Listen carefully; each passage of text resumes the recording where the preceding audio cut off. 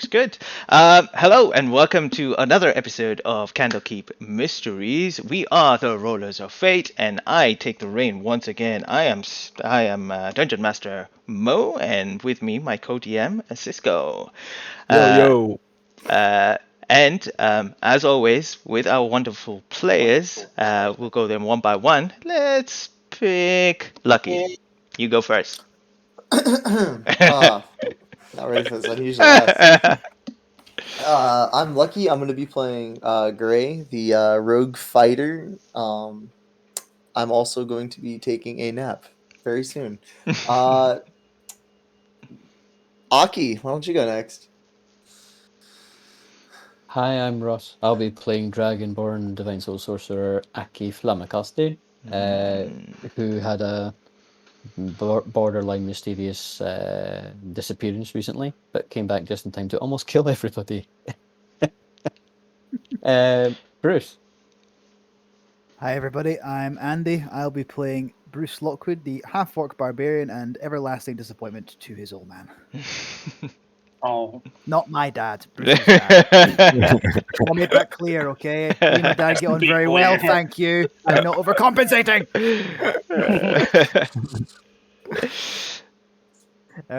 David, go for it. Take it from here. Hey everyone, I'm David and I'm playing Dorothy Lavenbloom, the level 3 bard. Yes. And I just remember successfully stomping away 2 jackal beasties last time, so I'm still very proud of that. Now, Matteo. okay.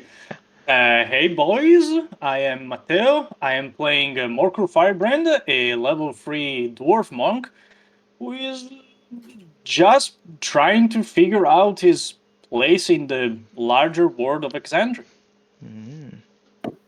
And look. Yep. Okay. Stage for last as always. I am Luke. I'll be playing the level 3 Paladin Bryn Barfire, who has finally learned someone's last name. I'm not going to say who. Taki. And also has now access to his favourite first level spell, thanks to subclasses. So there we go. Amazing. And Cisco, do you want to do a bit of the announcements? Yeah, of course. Just as always, for those of you who are new to our stream, and you can check us out on our Twitch or YouTube channels. Our YouTube is rollers_of_fate, where you can find all our previous episodes, including our Curses Strat campaign, DM by me, Dining in Barovia, the Earth and Sunday. And also you can check out our Rollers of Fate D&D at gmail.com. If you want to send us any fan art or anything like that, you can send it there. And we also have a Twitter that is rollers_of_fate_D&D, where you can catch up-to-date news on our games and D&D related stuff. And I'll give it back to you, Mo. Amazing. Thank you so much, Cisco. All right, if everyone's ready. Last episode was very emotional. I wonder what's going to happen this week. Okay, I guess, Cisco, play that music and I'll jump into this. Just remembered. What? What did you remember? I saw someone after we wanted to enter the tavern. Okay, take it away. All right. In the previous episode of Candlekeep Mysteries, the pages of Verglas, the party found themselves in a collapsing building as Dorothy, casting a thunderwave spell, shook the whole place out and caused it to collapse above them. The party found themselves struggling and fighting against these jackalware who were attacking them once the fight had been announced by their leader. One by one, the jackalware fell as the party slowly found themselves taking them out. Aki still tried to escape the carpet, but found that it was not letting go of him and pulled him back into its grasp. After they all dispatched the ones that they could see, they opened to another room where they found a jackalware disguised in his human form. But what they all didn't realize is that their companion, Grey, who they know him as Stripe, had found himself into a box, and slowly his life faded away. Once they found his box, they searched the house and they found several of the books that they were looking for, as well as other ones that were also in price value. They also found a heart which belonged to the creature that the jackal were trying to summon. However, taking all these and bringing it back to the party themselves, they didn't know a way to resurrect them. But inside, in a dream or a state, or in the hereafter, Gray found himself in a realm where he found himself confronted by a five-headed dragon known as Tiamat, and it tried to control him and tried to make him do something, but he refused in the name of Bahamut. And before he knew it, he found himself waking up in a monastery of Bahamut. Still weakened by the summoning itself, the party are grouped up together now, resting for the night within a tavern. Tension is high. Confrontation was there was confrontation with Morkor and the other Bruce. However, now that Grey and Stripe is alive, and from what he has gone through, they find themselves in respite in a tavern. But we will not start the session there. We will start the session a few days after, as you have all been traveling back to Candlekeep. It is the fourth or fifth day that you guys have drank, and you know that you are pretty close as you're all in the tavern. Sorry, someone say something? Hello? He was just coughing, I think. Oh, someone was coughing. Oh, my bad. As you all found yourself in this caravan moving along a street, the camera spans from the outside where you see Aki on top with Bruce driving the cart once again, and it goes inside where you see Bryn kind of just sitting there looking at his weapon. You see Grey there, still looking a little bit more color in himself, but still kind of looking at his palm and his back of his hand from time to time. Morkor, hands folded, sitting there, looking straight towards Dorothy. And Dorothy, you are looking outside the window. You see the redness in the sky as the sun is about to set, but your mind takes you elsewhere. It takes you 5 nights ago, and you begin to recall the memory of what had transpired just before you entered into the tavern itself, the inn itself. So, flashback. As you all, yep, that's the one. As you all enter into the tavern, Dorothy, you turn around, and there you begin to see the familiar face, the purple-skinned, bear with me, the dark blue skin, purple high ponytail, and tiefling putting a hood over her head, not looking at you directly, but you recognize her as Destiny, one of your girls. She begins walking away through the crowd. What do you do?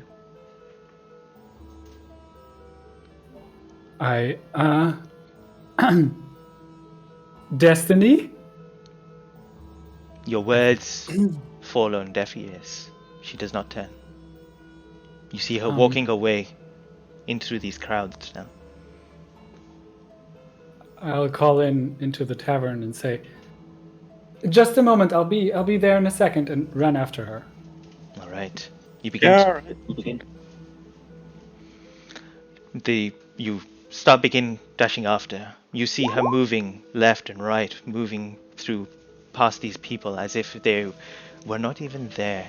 As you move through, you bump into people. They watch where you're going. As you run past in desperation to call her, but every time you think you're getting closer, she seems still distance away. You see her turn into an alley. I follow. As you follow, you get to the alley and you turn. You see her just turning into another corner of the alley just at that moment. Destiny, what's this game about? There's I still follow. No response. You do this as you keep following. You see her moving from one corner, just missing her very, very briefly. Her robes just fluttering behind. Still the rains falling through the little gaps in these alleys. Eventually you find yourself in one of these alleys which has an end. And there you see her standing, not facing towards you, but just standing there. Destiny, darling, why are you running away from me? I'm so glad that I found you. And I didn't even know if I had any lead, but it's just a happy coincidence, I think. But why are you running away? What's this about? She stays still. Still no movement as well. Make a perception check.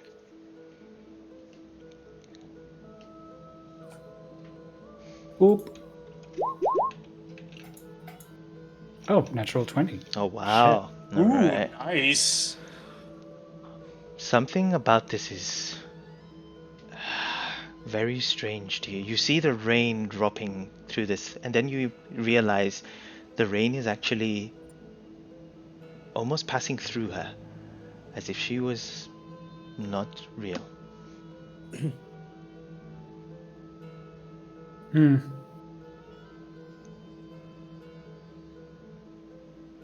I see. Who's trying to trick me? I ask into the vicinity. As you kind of look around to see if there's anyone around, you don't see anyone, but one of your senses does pick something. The smell around you is very filthy, probably smells of piss and alcohol that's been drunk and thrown. You see bottles everywhere. But senses really, really pick up one smell that you think you know it's coming from her. It is the smell of something that you carry yourself. Your arcane focus. Why would I take it out? As you take it out, you see this slight glow on it, and you also see a slight glow on the visage of Destiny as well. And when this happens, you see her turning around slowly. And what you see shocks you to the bone.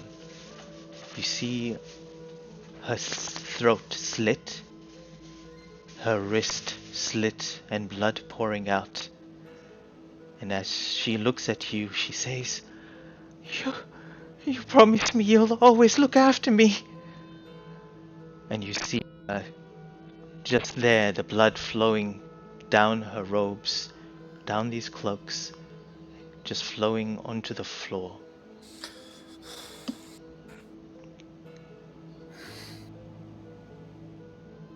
I'm trying to see who would cast this magic, because I feel like someone's trying to toy with my emotions.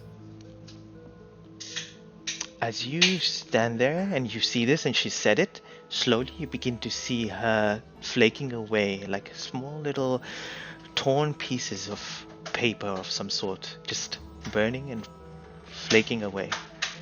And she's just looking at you directly into your eyes as she's there and the blood flowing down. And slowly, slowly her body withers away. Just her face remains before it also disappears. And as at that moment, the smell also vanishes away.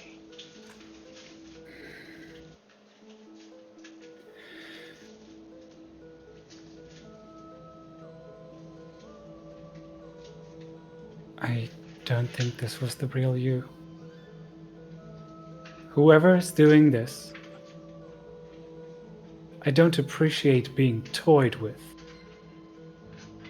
If you want to be a person with some balls, you come up and talk to me directly. But if not, then this has just been a waste of time.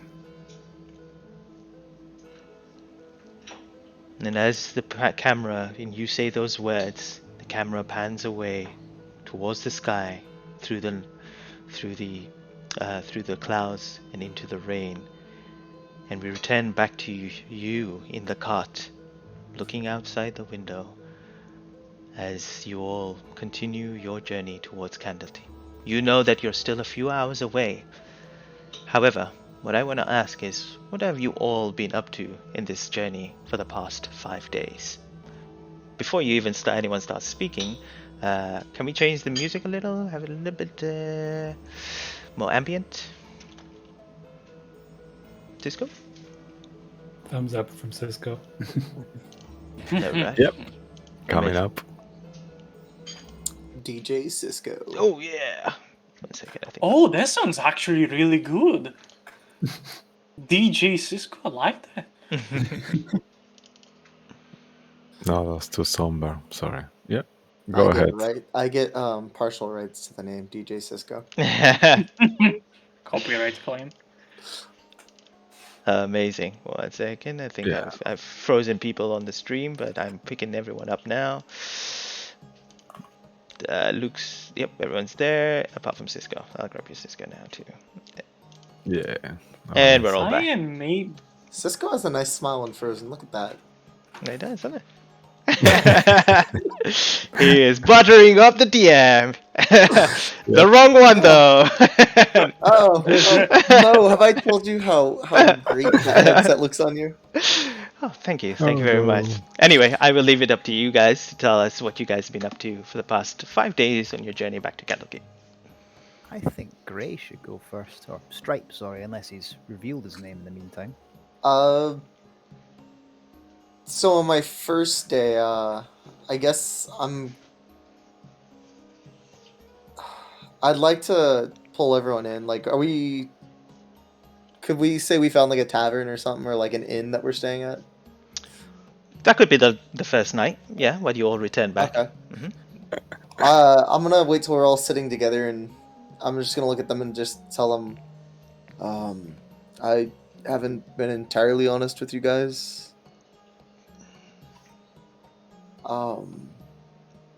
My real name's not Stripe. I just didn't trust any of you guys. And that was wrong with me. My real name's Gravon Dreg.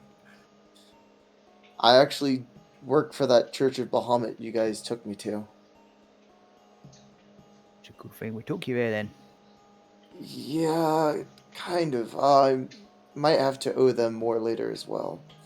I actually... Well, the work I do for them doesn't matter right now unless it comes up. What work do you do?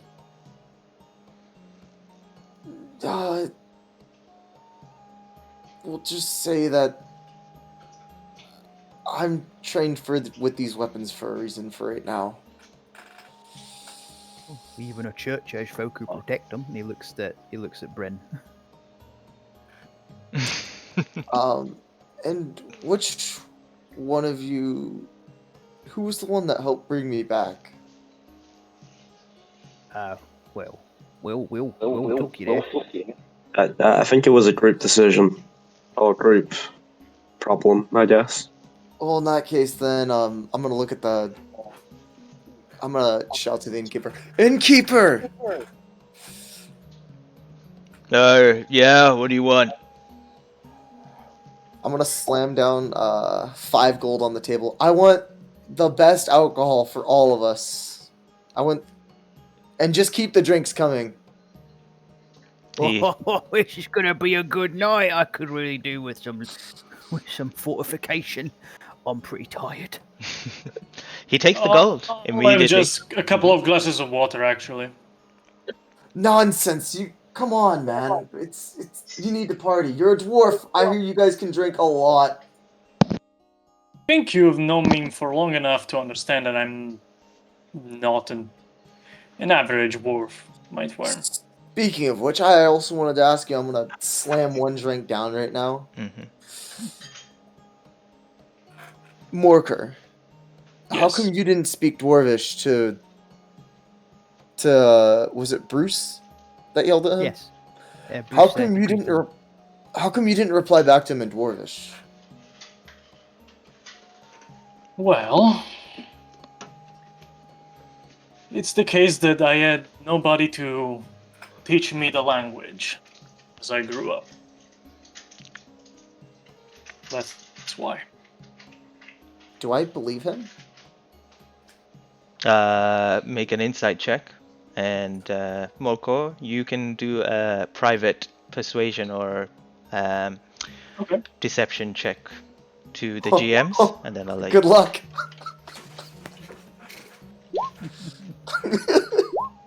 Gonna be a 7. I mean, if I'm telling the truth, do I really need to roll? You Well- can do persuasion if you're telling the truth.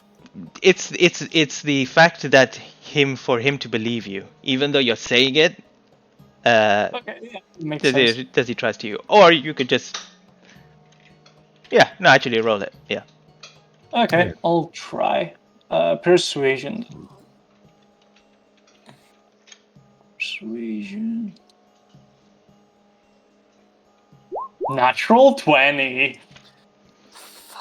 You You believe him. No matter the words that come out of his mouth, there is no doubt in them, and you believe the words he's saying. He doesn't know dwarf. He was never taught. All right. Well, as long as we're going around the table telling our secrets, I'm gonna take. I'm gonna start playing with my dagger and just tossing it up, and I'm gonna point it at Aki. So, how about you, Dragonborn? What brings you to this group? How'd you get here?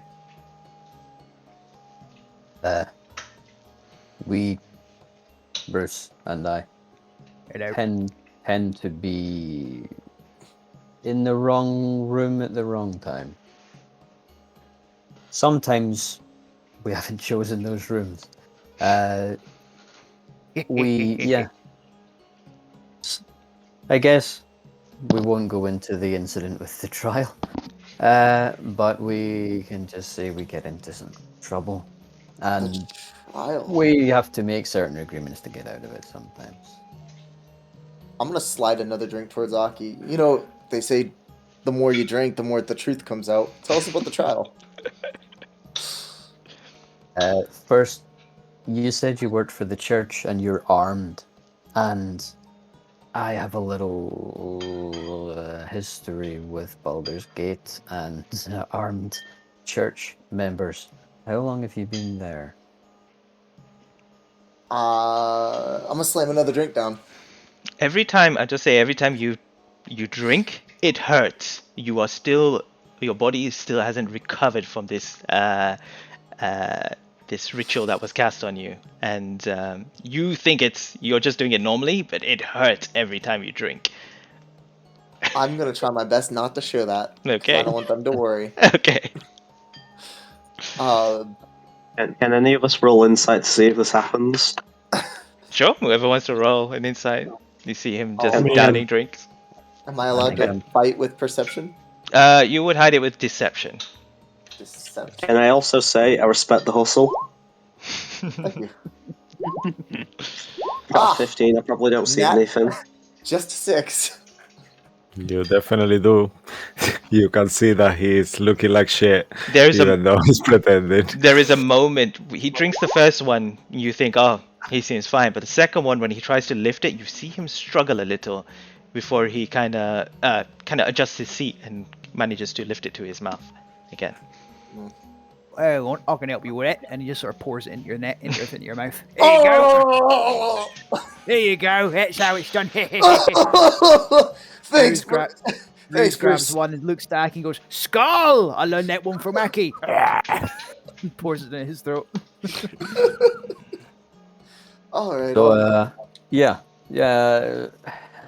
Look, The militant is not the right word. The reason I can do what I do offends people. Churches. Baldur's Gate's got a lot of churches in it. And well,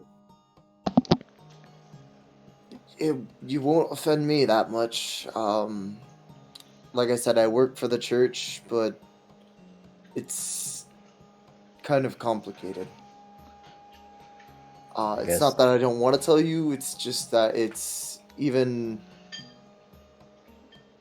I was just left at the church by my mother. that's not your fault then. Yeah. I work for them, and if they tell me go kill something, if it's undead, if it's something evil, I'll go kill it. Even if I have to die. Well, I was about to say I'd drink to that, and then you finished with that last phrase. I'm not sure I want to drink on that one. I'll drink on the last one, though. Here we go, Bruce. And then I'm gonna... In the wake of the honesty, Aki would drink what was pushed over to him. As There we go. an acceptance. Okay, I got... Constitution check.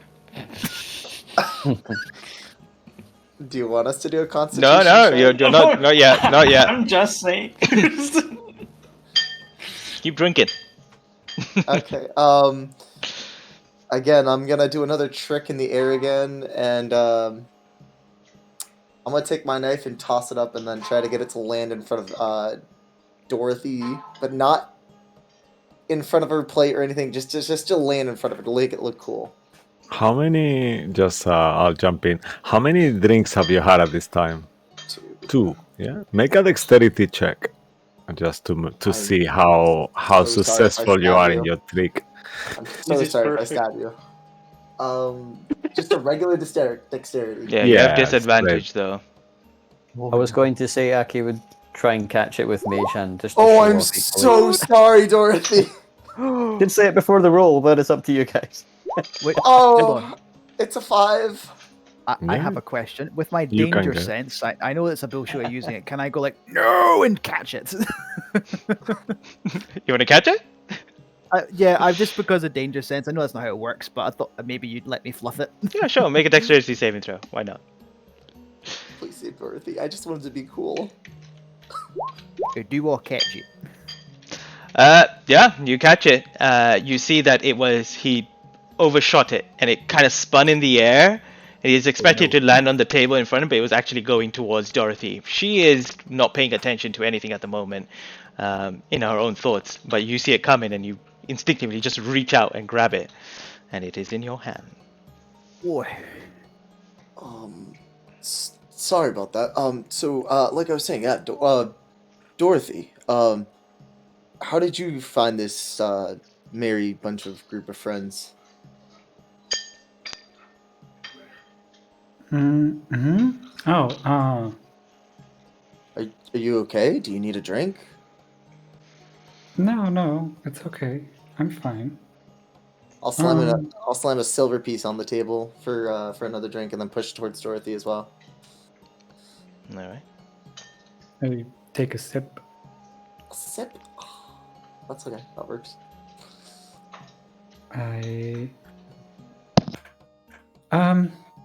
I was just searching for employees, and that led me to Candlekeep, basically, and that's where I found these lot and decided to join them in their endeavors because they are a good company and they can protect me. We play very well together. Do I? Music only. Do I believe that? True. Okay. I won't inside check that. I'll trust it. Just if it's okay with you, if you don't believe something, that's up to you to decide what your character does. Okay, So you can say like, okay, I don't believe her when I inside it, but if whether you believe it or not, that's up to you. You know. Okay. So if you know what I mean, like you can say, okay, I don't believe her, then I inside. Otherwise, you believe her unless you don't say anything. You know what I mean? Just to make it more flowy. Okay, and then my last one, I'm gonna look at Bryn again, and I know I've already asked you about your deity, and again, I'm gonna push another drink towards Bryn, making this a trend. Tell me, how did you find this group now? God, well, the details are a bit hazy because it feels like it was months ago. I think I was sleeping peacefully, and then they all interrupted that. That's really all it is, and he pounds it. I'd like to point out we did not interrupt it. It was those guys who tried to kill that other fella. We were having a very civilized arm wrestling contest. Fair enough. Are we calling them bandits? Let's call them bandits. Some bandits interrupted. These guys were involved by the time I got there. And since they're alive, I will currently blame them at the minute. Okay. Alright, I guess the rest of the night I'm just gonna party it up with them. But on my second day though, I wanna just pull Dorothy in because I feel like Dorothy would be in on this. All right. Before you start that, as you all continue to drink for the night, the inn owner comes with drinks, and then he goes, "There you go. Yeah, I'll keep it going. No problem. Oh, I actually have food ready as well. It's a delicacy over here. It's called cocked eggs. There you go." And he places it onto the plate. And and you guys eat it all up. It's delicious. I have a Did you say complaint. cock's eggs? Another table. Can I have some, please?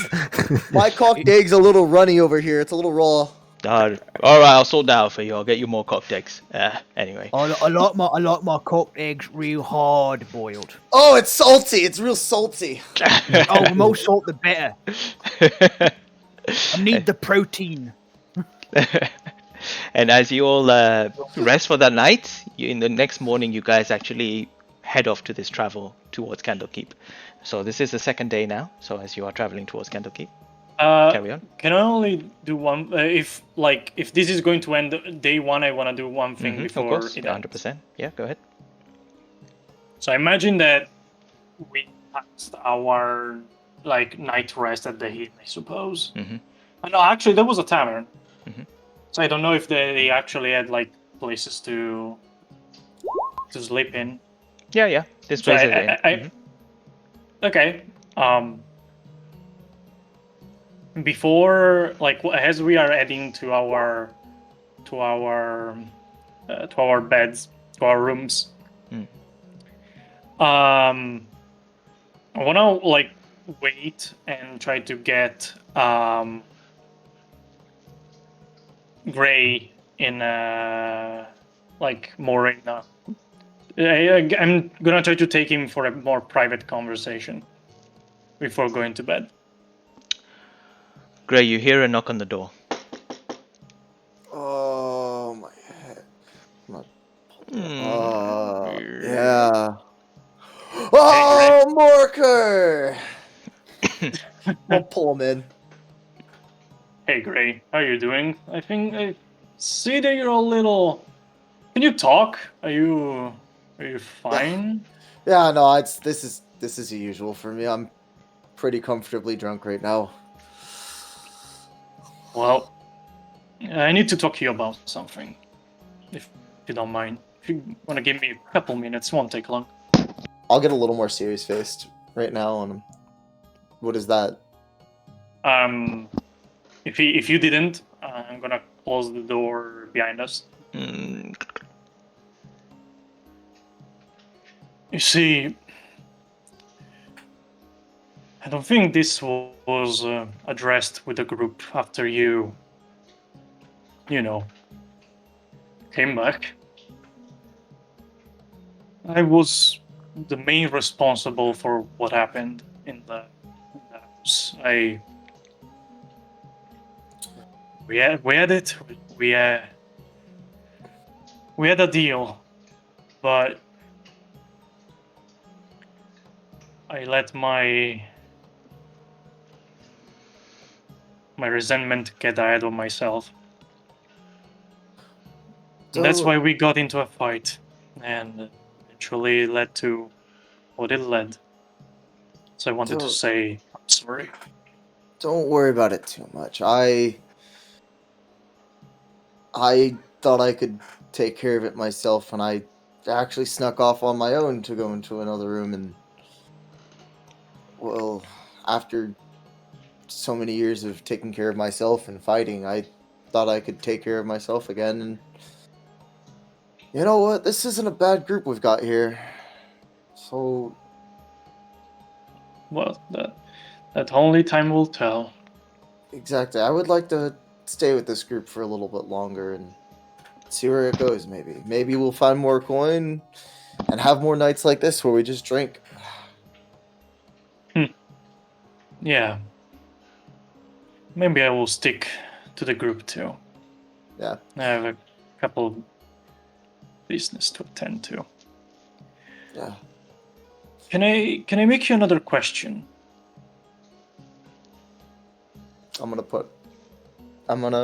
Yeah, go ahead, I guess. Yeah.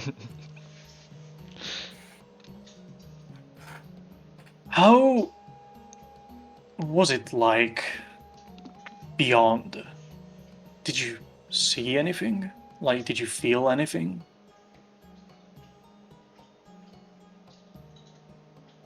It was nothing. It was just blackness and darkness. Honestly, I don't remember anything. I just remember waking up and coming back to you guys. That was it.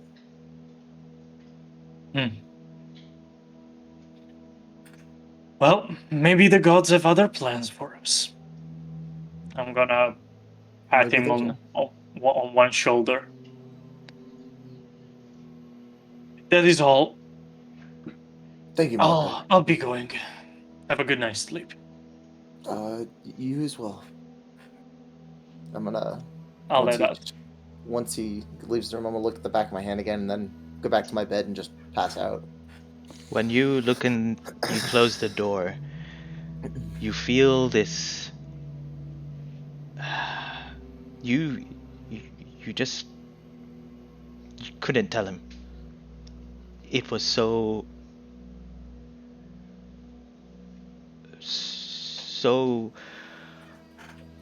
destructive in your head. The thought of it would have made you crumple, and in this weakened state, you had to put that resolve on, even though that you had to lie to him. And as you shut the door and you look at as you put your hand on the door to shut it, and you look at the palm, your hand begins to shake, and you grab it with the other hand instinctively. And then you slumber towards your bed. And as you do, and you try to just keep yourself awake, because there is this fear within you that if you close your eyes, you may see Tiamat once again. But you fall asleep, and there is no vision, no dream, only the light coming through the next morning from the window. And that happens for every one of you guys. And it is the next day. You set yourself and you pack your things, get your carriage. I don't know what you want to do with the other carriage, by the way, the one that with the donkey. You taking that with you? Bruce would actually want to leave it with the folk at the tavern. Maybe they could sort of take it and use it as a pack mule, that kind of thing, because there's no real space to take it with us to Are you Candlekeep. are you sure? There's a donkey can be just pretty pricey, you know. Yes, I completely understand. Just well, that's rather the thing. It's rather pricey. I don't believe we'd be able to take care of this old girl.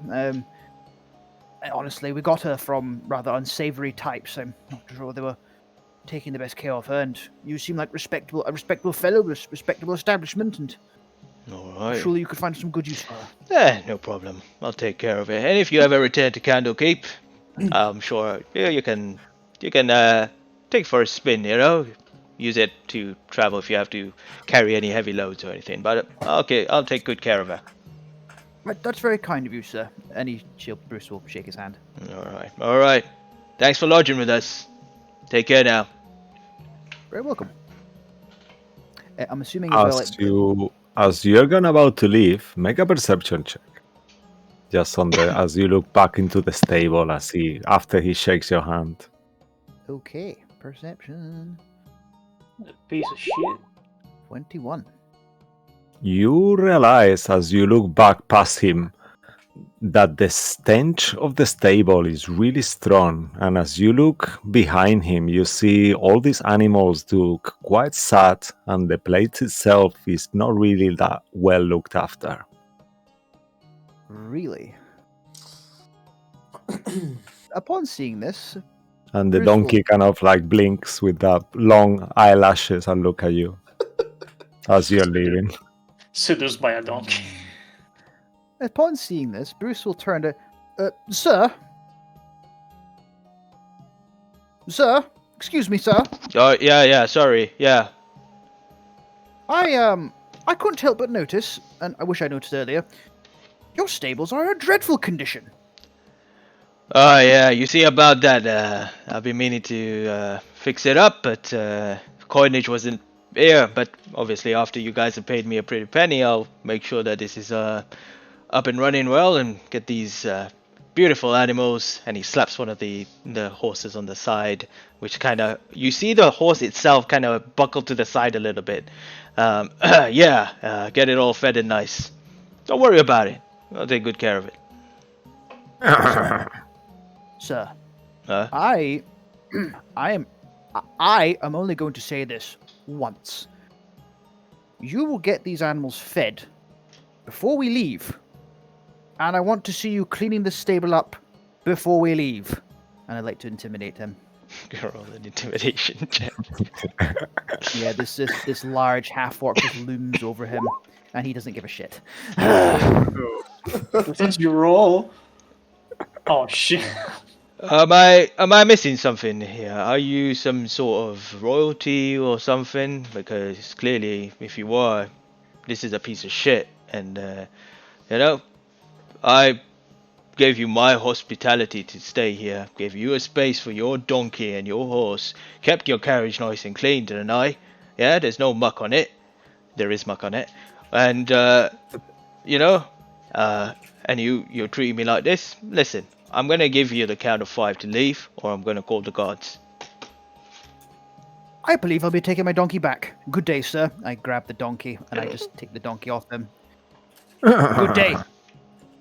He doesn't say. The donkey Shakes his head. Sorry, you go. That's fine. He shakes his head, puts a towel on it, and goes back inside. Bruce And is you notice that the fucking donkey is wiggling this tail in a happy kind of like as he looks at you. There. I need to think of a name for you. But things for later. Right now, I am livid. Absolutely, I am apoplectic with rage. I have an idea for the name of the donkey. Gray. Good to see you. Those cocked eggs were really great last night. I was thinking, how about coked or cocked?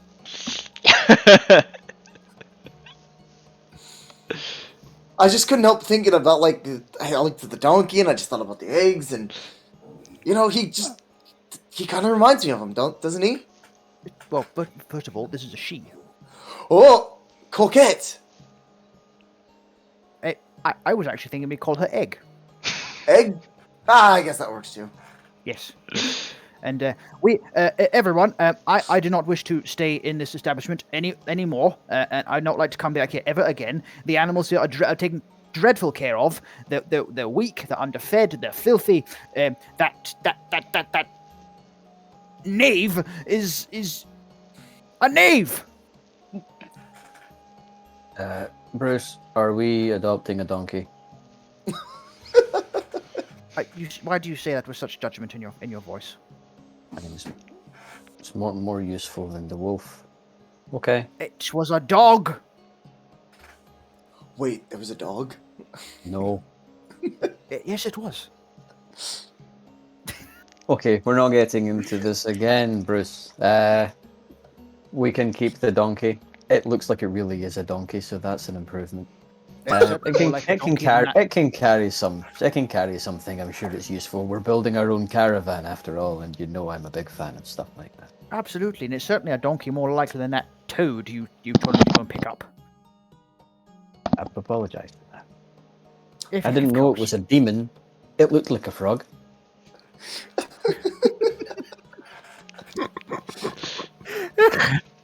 Before this goes on, before I lose my mind, last night Bruce would have said to at least he'd probably been pretty drunk at the time, would have said to everybody, listen, tomorrow morning, just tell the other lad what happened.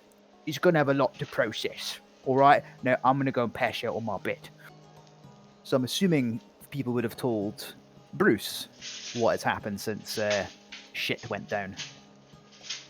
And for our friends Morkor and Gray, he's not said anything to you yet about what that means. I don't know if either of you have noticed he's quite different at the minute, or has been. Personality shifts. Technically, Bruce would have called Grey Stripe still, as well. Thank you. Sorry. Oh. I apologize. Yeah, that's a fair point. I forgot. It's something to remember. So yes. I should have asked Bruce about that. Huh? Yeah, sorry. So go back. Stripe. Yes. Hello. And conversation done. Calling you Stripe. Fair enough. Go ahead. I'm just gonna look at him and be like, why is he calling me Stripe? I'm gonna look at Bryn and Dorothy and be like, I told you guys my real name last night, did I not? It's a long story with him. Sometimes he's a different person. Sometimes he's him. It's a long story. Did he hit his head? No, maybe. I don't know. Did someone hit him on the head? Oh, most definitely at some point. Most definitely at some point. Yeah. I mean, Stripe does fit you. It's not a bad name. Yeah, but that's not the name my mother gave me. That's just a name I like to go by sometimes when Well, if it's a problem, we'll just call you by the name that you wish for. Stripe will be fine for right now. There's no reason the world needs to know my name. Very well done. Alright. You all leave the gates of Candlekeep and head south back toward... Baldur's Gate. The gates of Baldur's Gate, and you head south towards Candlekeep itself. This is your first day of travel. Is there anything else that anyone wanted to do? Anything like that? We can kind of skip along as well if you want. Say that you want to do this over several days or so and so forth. Maybe you go ahead. I was going to say, if there's ever an opportunity to sleep indoors, Aki will still sleep in the caravan. So that's not something he's going to give up, and he's found a nice one, and he doesn't trust it to remain with the group if he's not in it. Fair enough. All right, Dorothy. I actually, mucus. Sorry.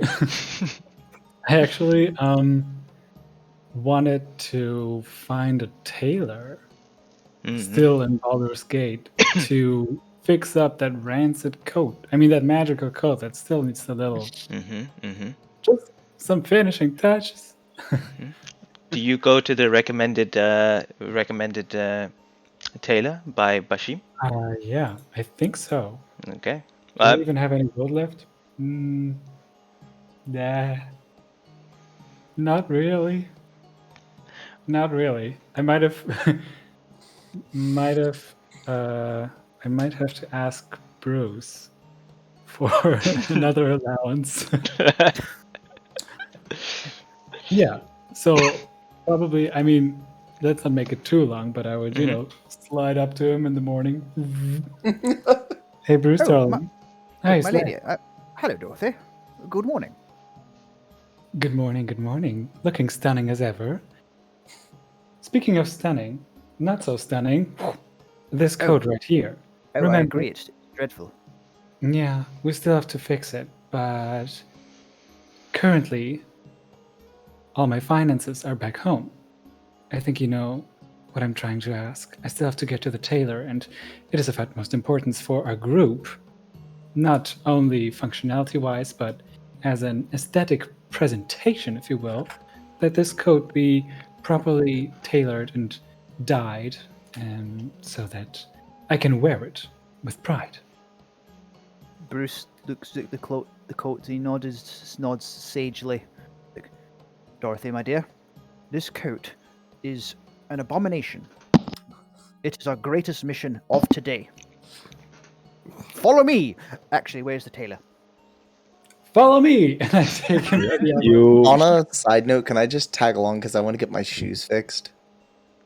Okay. Oh yes. Sure. Just because, like, I heard Taylor, and I'm just gonna chase after him. you You better remember believe that Aki goes to the tailor. Anyone else want to come? We're all going to tailors. Woohoo! Yeah. Favorite place. It seems to be a group thing. Why not? Yeah, let's bring Morkor and Bryn. I'm probably waiting at the caravan. We'll get Morkor some sleeves. He'll look great. Walker, take care of Egg. Don't worry. Oh God. I think you know how to handle it best. I just got a feeling. Let's go. Handle Egg with care. She doesn't like it rough. And with that. And with that, Cisco, go ahead. Yeah, I was gonna say that you will remember that you were told that the tailor named Rudolph was in Midtown somewhere.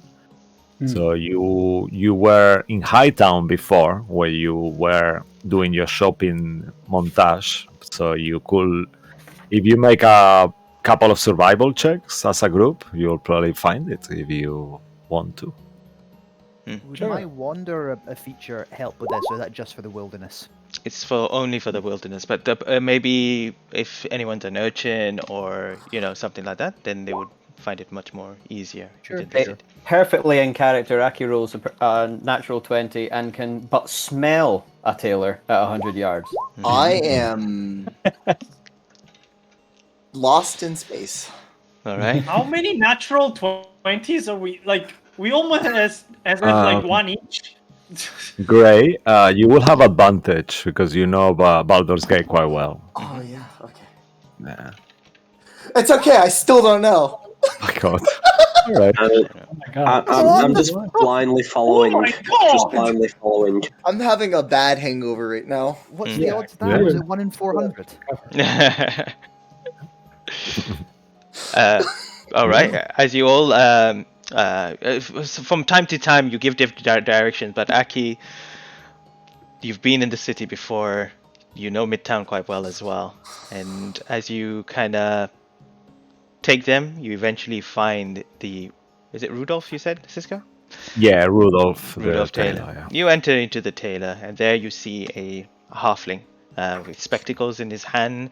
His hair is combed back, quite slick and kind of on the side. He's wearing a well-tailored suit as well. It seems like a very well-established tailor as well. And you guys all step in, and we'll do two things here. So I guess, Dorothy, you want to you describe, well, you can describe to us what you want to do, but then I will also, obviously, you would probably want a discount of some cost. So make a persuasion check. Bruce would like to back her up on that to give her aid. Would that be possible, or is this a one person thing only? No. I was gonna say I also want a discount. Yeah, okay. So, wait, Bruce is helping Dorothy. So let's do that first and see if you are able. I've got a DC in my mind, so if you do, otherwise it will be a as a cost in my head. Dorothy, take the lead in this, and I'm sure we can convince this gentleman to not only fix this terrible appearing thing, and get a discount in the process. That sounds like a great idea. Rudolph! Mm-hmm. And now I already know that I rolled a natural 1, so... You have advantage. That's why.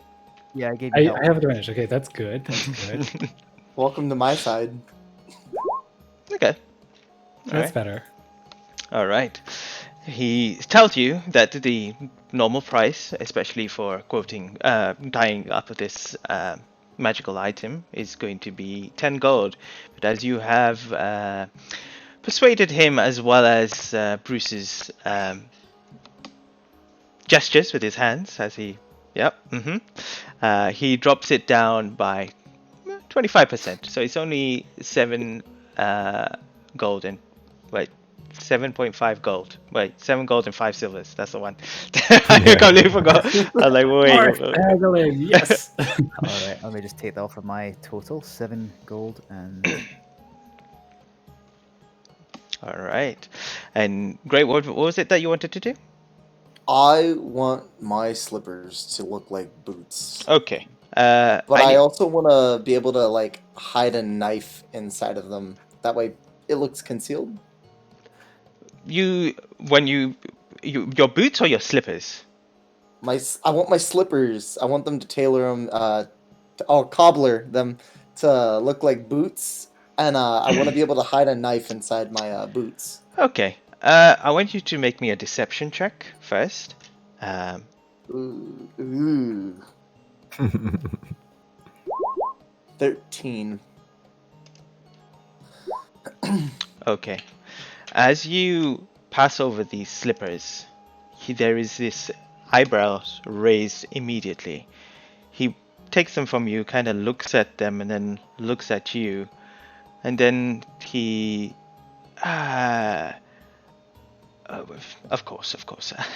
Just one moment, please. I'll just take this to the back and get these sorted out for you. You see him step to the back, and you wait. A minute goes past. While he's gone, is there anything else in the store that I notice?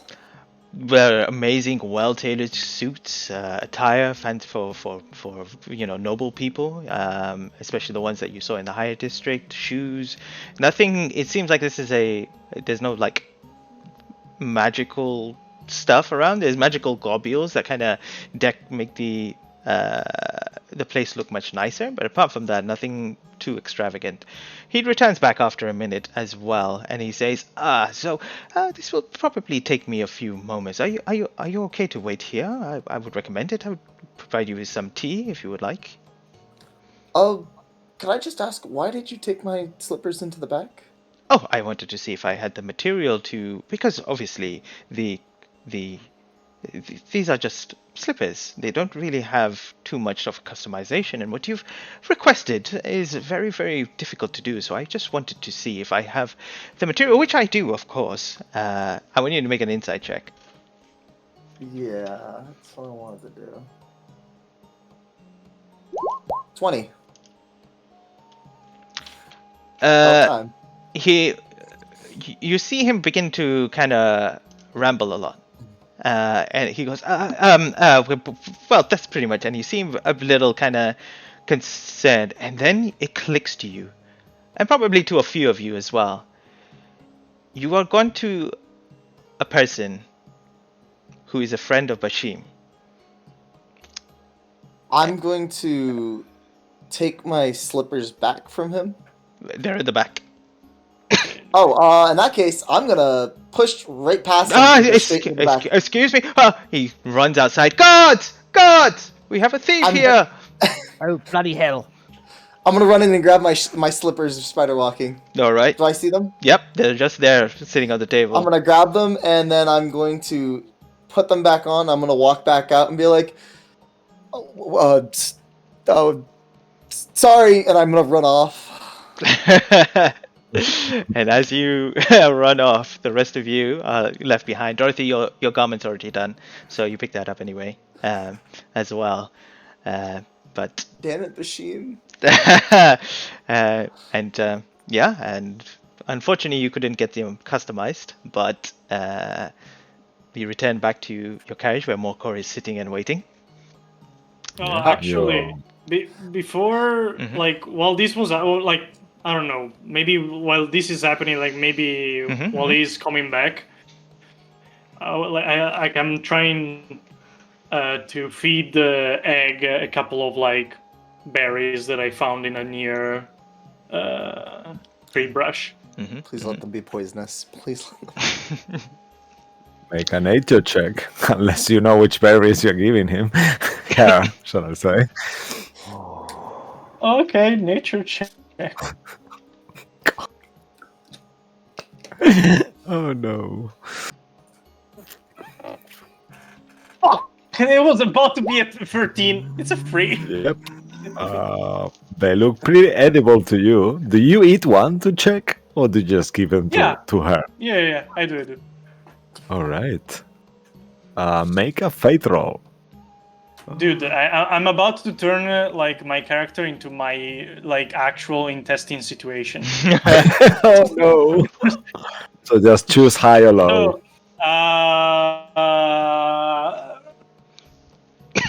hi. 18. Yes. Yeah, they are super sweet and fragrant, and they are quite unique because they are blackberries that you got from a bush, but they are kind of like white, completely albino kind of style berries. So they are like white and green, and they are very, very sweet. Oh wow. The end of this game. How close did Morkor come to death? This close. When you get Also, like the color should like make me think about twice about eating them. Yeah. It's too late. They're actually pretty good. so I end like a cup, like a handful to Heg. make See animal if- handling check with advantage. With advantage. Egg is just gonna kick Morker. Wait a No, that's if I just roll twice, is that fine? Like Yeah, like mhm, manually, Yeah, because I yeah, remember there was a way to do it. Yeah, like, yeah. You know, Yeah, one you time. click on the beyond thingy, then you got the advantage options, but you can just roll twice, don't worry. 12, which is 16. 16. 16. Okay, yeah. You see him kind of taking it from your hands. He takes a few, and then he begins kind of coming close to you, thinking that you're going to give him more. Yeah. Her. Oh, I'm Oh, sorry. she. I've finished. I'm all out, and I kind of try to caress his neck, her neck. Mhm. Do you even like the name Heg anyway? I kind of speak to her. When you speak to her, you see a couple of people kind of awkwardly looking at you before they kind of walk on. I throw them a really bad stare, like, what the fuck do you want? They just kind of scurry on and stuff like that. Oh my god, he's speaking to his donkey. Outrageous. And as you say this, the donkey has no response. It just and as you're crouching there and kind Yeah. of patting it, Yeah, I thought the same. you see the And rest I of your know party. You see the rest of the party coming at this moment as well. Why are you running? You're mute. You're muted. You're muted. Nothing. It's fine. Look at Dorothy's new cloak. Isn't it nice? It looks nice. I think it looks nice. It's great. Dorothy, that's a nice cloak. Thank you so much. I think it was a successful endeavor and it was worth every penny. Now, this dark purple shines much brighter than this ugly grayish, greenish, muckish, whatever the color even before was that this coat had. And I think I kinda- look presentable now. I try to look behind them. Do I see anybody? Like people coming after us? You see a couple of guards kind of talking to a couple of people. They're just kind of looking around. They're in the distance. These guys have kind of scurried along quickly, but they see them kind of looking around, looking through the crowd and stuff like that. Maybe we should go. Yes? So, Why are you assuming that we're in trouble? Why? Stripes, I would not like to be in prison for a third time. Let us go. Oh, prison's here is not too bad. Come on. Oh yeah, let's just get going. I'll hop on Got the everything I car. wanted. Let's go. All right. Just You continue. You actually at this point, because you have you have a horse that comes with your Bistani wagon carriage top, so you could actually get Egg to also lead the wagon if you want, and maybe dispose of the old cards, or you could just take both. Up to you. It's best to dispose of the old car. From what the description, it didn't seem to. Well, it seemed pretty battered. Well, the bigger cart with the horse, we've just rented that. The donkey with its old rickety cart is now ours, isn't it? Yeah, the Bistani wagon is actually yours. That is from kind of like borrowed from Candlekeep. So you have that for your travels, and then the cart with the donkey, that's just like a plain kind of like a plank with two wheels and the donkey. My mood.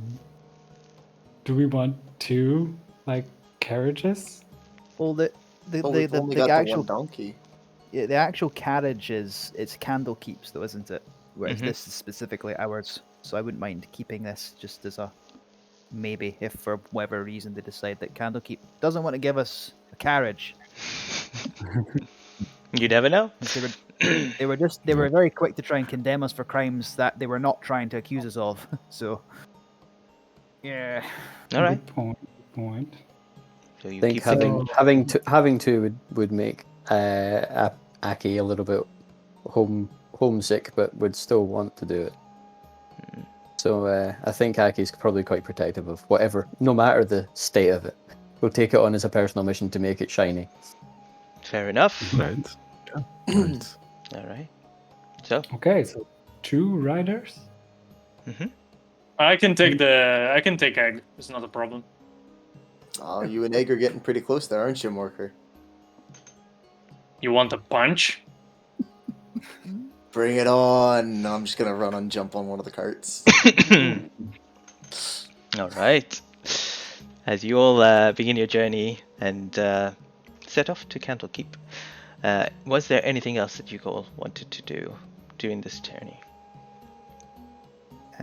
There's 2 things. I'll make it quick. On the first day, I'm assuming everyone would have filled in Bruce on what's happened. So you've been looking very pensive at the whole thing. On our second night, and he remembers to do his sort of nightly meditations. If anyone had noticed, during the night, they almost like their eyes have tricked them, but there seems to be this almost spectral, white, translucent bear that comes out of the undergrowth and sort of looks at him. He kind of gasps at this, reaches out to touch its muzzle, and then it fades away. But he doesn't bring it up again unless anyone's going to ask him. But above game has to do with my subclass, and he looks to be in a much better mood after that. But additionally, on the way, but he also then if he's up on the top of the carriage, or driving it with Aki, he'd be asking Aki what happened in Baldur's Gate, what caused his absence, since he seemed rather worried about it. Yeah. Did I ever tell you about my brother, Brigga, and the last time I was in Baldur's Gate? No, I don't believe you did. I mean, I know you've told me about your mother, the halfling, and the carnies that you travelled and grew up with. I mentioned before what the reason I can do what I can do has a tendency to bother people of a churchy disposition. We found our carnies are never all that welcome when we first roll into town. Normally people warm up to us pretty fast. were not a boring people, but my presence at that age, I had just found the beginnings of what I could do, and some people saw it, and my brother, Brigga, tried to defend me. We were attacked by an impressive number of people, mostly church related, and we were run out of town, but not before we got into quite a lot of trouble and a fight, and Brigga never left. Oh, So I went to try and find where he was buried. my heart breaks for you. I don't know what to say. I found it. Not nearby. Not not exactly a place of great repute or taken care of, but I found it. And standing there, I figured out one or two other things. Incidentally, when we were on trial, and I said I killed someone, or I admitted to being responsible for someone's death, it was Brigga I was talking about. That was my fault. You cannot blame yourself just for existing. Believe me, Everybody else has no problem with it. You're speaking to a half-orc. There are more than enough people lining up to condemn my existence. I know how you feel. Perhaps that's why we get on so well, Bruce. Well, I can assure you, if another mob were to come round the corner, they'll find there's a lot more trouble to deal with than a teenage dragonborn and his halfling brother.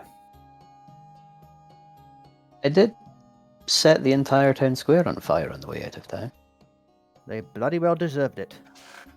I was more proud of that than I should have been, looking back.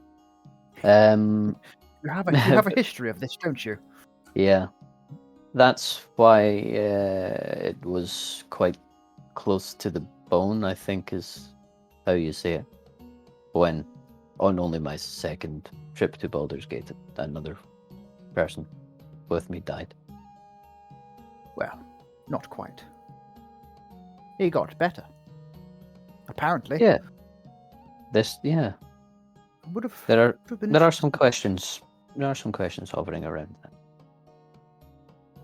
I wasn't there, of course. I only know the second-hand information. Anyway, enough of that. And Aki will reach out for the bag of holding since he's never got to play with it before. And here you go. For most of the rest of the trip, just see how much he can actually get in it. Sometimes seeing if he can get it up his legs, up to his waist or something. Be careful. Lying on the ground trying to get one leg in. Be careful you don't close it around your head. We might not be able to get you out. Okay. Just up to the chest. No, I'm serious. Don't be careful. I was told it was rather dangerous for living creatures. Okay. But I'm fitting in it. It's only... I mean, this could be a very good way to sneak people in. Anyway. Yes, I suppose. But if you want them to live, I'm not sure. Let's not test that theory, shall we not? Well, there may be a time. And for the rest of the way back, Aki will just start drawing pictures along the side of this dilapidated cart all the way back to try and make it at least look... That's all they can do at this point. Nothing to fix it with. Okay. Cosmetics. All right. What about Bryn? Is there anything that you wanted to do? I mean, Bryn is just kind of like he's not doing much, like talking just generally and all that, but he's doing a lot of like weird stretching and itching of his back. Like I think he may have like pulled something while on that building, or something may have fell on him. He just knows he's in somewhat of a bit of a pain. He doesn't really know why, but other than that, he's just kind of making conversation like he usually does. keeping up with everyone. It's really all about it. I can't think of much he was doing. It feels like your back. It feels a bit like there's something like must have fallen on it. It's very uncomfortable. It feels a bit heavier as well for some odd reason as well. But maybe perhaps in time it will, wherever bruising is there, will probably settle down. Hopefully. But, yeah, just kind of keeping spirits up as best as he can while travelling along the way. Probably sleeping a bit more than usual. Probably, yeah, just sleeping more, I guess. All right. Yeah. Okay. It was quite a bit dull, so he's probably just like resting up as best as he can. All right. Okay. Is there anything else before you all arrive at Candlekeep and the story continues? Go ahead. So for the entire travel, Morkor spends the great most of his nights training. He uses kind of like 3 hours, 3 to maybe 4 hours to meditate and recover strength, which is a bit like sleeping for him. But for the rest of the time, he kind of he leaves the I guess encampment or the cart. He doesn't go too far away, of course. He finds a private place. He finds like a tree, and he just wails on it. He just goes kicks, punches, staff attacks. He just constant training, and I guess that it's kind of his way of coping with everything that has happened since he got into Baldur's Gate, because a lot happened for him in Baldur's Gate. And I mean, sadly, I didn't think about any particular event. Also, I don't think I see Bruce event with the bear, because he would, like, Morkul would look for as I said, a private place. Like if he saw Bruce leave the camp to do like a similar thing where he also trains and stuff, it would go like the opposite direction. So I don't think, like, because you said like if people were awake at night, they may have seen the scene with the bear. But in the case of Morkor, I don't think he did.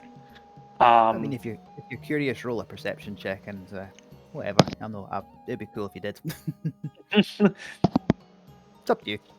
Did it make any noise? Like there was any? It would have because it wasn't. You're sort of passing through, and you might have heard like Bruce kind of go like gasp audibly. Like Bruce would not have been particularly quiet. Okay, You I'll do a might have heard him speak. I'll do a perception check. Yeah.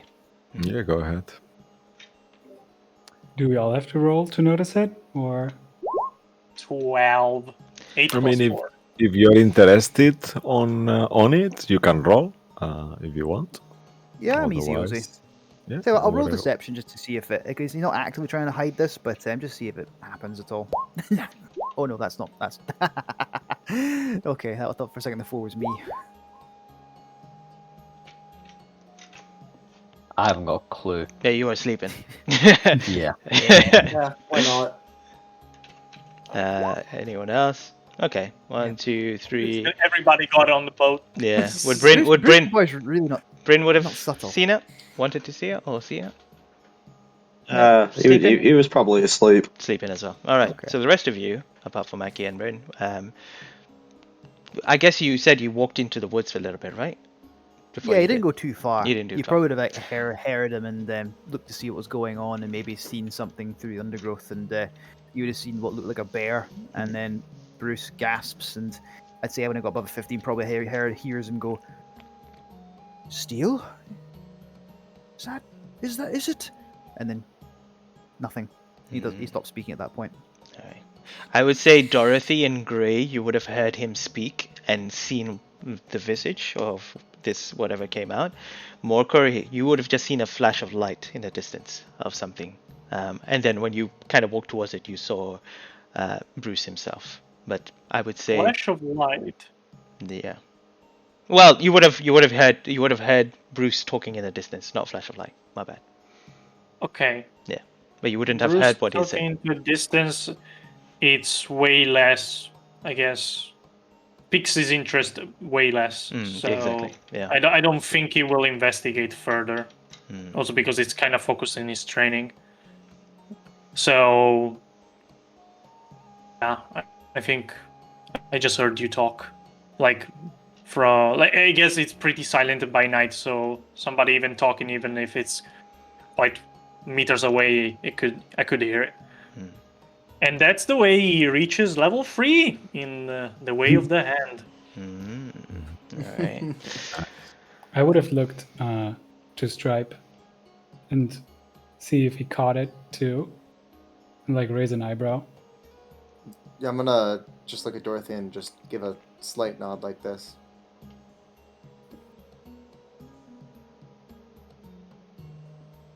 And I'm gonna let it rest for now. All right. You don't want to see what it is? Do you? I mean, I'm always curious. All right. If you feel like you are up for it, and I'm always up for something. well, that's what I like to hear. Come on then, boy. All right, let's go. As you I like to watch Bruce at night. What can I say? as you I just like to sneak. By Jove. I guess roll a stealth check, and Bruce, you can roll a perception check. Don't worry, I'm really good at these, Dorothy. This is gonna go bad. 23. You will. All right. So I don't. I have carry on. heels, though. There you go. There you go. I don't know if what I'll say to you is you notice in the midst of this that you turn and you notice Dorothy there, but it's up to you how you interact from this point forward. You don't see Gray anywhere. Sure thing. I turn around. Oh, hello, Dorothy. And he looks visibly very happy, and what looks maybe like might be a tear that might just rubbed away there. Good evening. Immediately strike a pose. Brucey, I couldn't help but notice that you had some type of exclamation or encounter there. I just wanted to check on you if you were okay, but it seems you're fine. I'm more than fine actually. Better than I've been in a few days actually. I think I may have made contact with an old friend. Oh, is that so? Yes.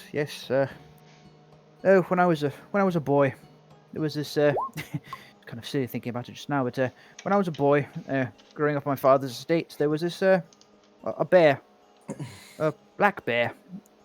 Good thing it wasn't a grizzly. Might not have walked away from that one. But I befriended this thing. She was a dear friend. Anyway, sadly introduced to my father, and well, that was that. Told me that a proper gentleman protects his lands and people from predators like this. Does not bring them home. Well, This is the claw from her. Actually, that's all I saved. He pulls a bear's claw out from under his shirt. so you were actually able to reconnect? I don't know. Maybe it's just my mind telling me that. My mother, she was an orc. She taught me that you can commune with the natural world. My father thought it nonsense. When my mother died, it was even more nonsense. He hated me doing it. Perhaps it reminded him of her. Or he genuinely thought it wasn't what a gentleman should do. You might not remember, I did tell you he aspired for the life of the people we saw in Hightown. Claimed he was a noble. What complete rubbish, really. He was more of a homesteader by the time I was born. I can tell you that I think your mother was on the right track with this. I might hope so. have experienced things that I thought were not possible, and things that I thought were magical or trickery of some sort that wasn't what people thought was going to be the reality. But here we are. Oh, certainly. That's actually why I wander. I left home but 10 years ago. Didn't even tell my father I was going. It was too much for me to live under that roof. I'm hoping to reconnect with my mother's clan, the Elfbane clan. I've only told Aki this, actually. You're only the second person in the world I've told.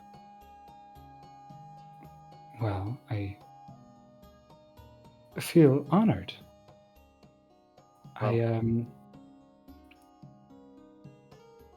Well, what do you think? Maybe we should. And actually, can I? Because now I feel like I should, come clean. If Stripe is in the vicinity, within arm's reach, I would just I'm on the ceiling. You're on the ceiling. Stealing Of of what? a tree? The sky. He's in the Oh sky. wait, I thought we were. I don't know why I thought we were in a room. I will just. If she's coming clean, then I will come clean. Oh, hello, Stripe. I didn't see you there. I was. Wait. It was her idea. Oh, of course it was. I just thought you needn't hide anymore, right? So. Oh, it's fine. It's not. I'm not exactly keeping it a secret. I meditate every night, and it's what my mother taught me, and I think something might be coming from it. But yes, that's why I wander. Hopefully, one day maybe find these Elfbanes or whatever they call themselves now, or where they might be. Who knows? Maybe someone at Candlekeep can help. They have a lot of knowledge there. I'm sure they can, and I will do my best to have a look out for them as well. Oh, thank you, my dear. Whatever I gather. I appreciate that. All right. Good thing that it was good news and not bad news. So maybe we should just return to bed. You think? That sounds like a fantastic idea. I agree. Just stretch out. All right. And as you all return back to your back to the carriage where you are resting,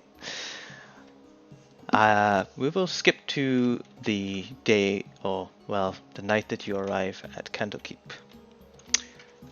I have a quick question about Candlekeep. Go ahead.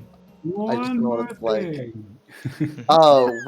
What is all around Candlekeep? What's it look like? Ooh, bring out the map.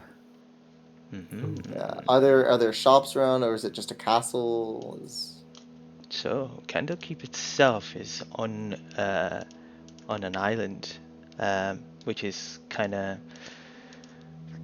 attached to the side of the continent itself. So I actually have a map. I don't think you guys have seen the Sword Coast map, but I'll show it for you guys so you can see it.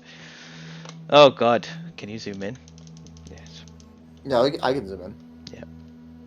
So it's still pixelated, but I'm trying to find out this is going to be a task. yeah, no, it's right there. I'll zoom it to you guys so you can see where it pinks as well.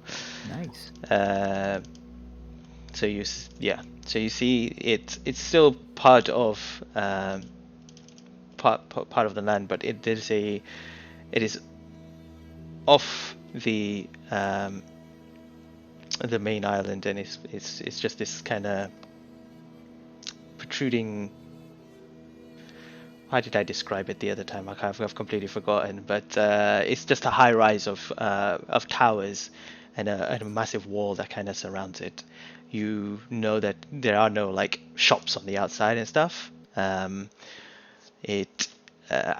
I'll say is as you all begin to come across, you do see it is nighttime. So for Morkor and for Gray himself, as you look and when they cross over the hill heading towards Candlekeep, you do see this beautiful kind of visage of lights that go up towards the sky, there is which illuminate this structure, which is being protected by this like a fortress all the way around. But inside, you see these towers that are everywhere at this distance. There's lights going from there. They also see like this green glow within this kind of the center of the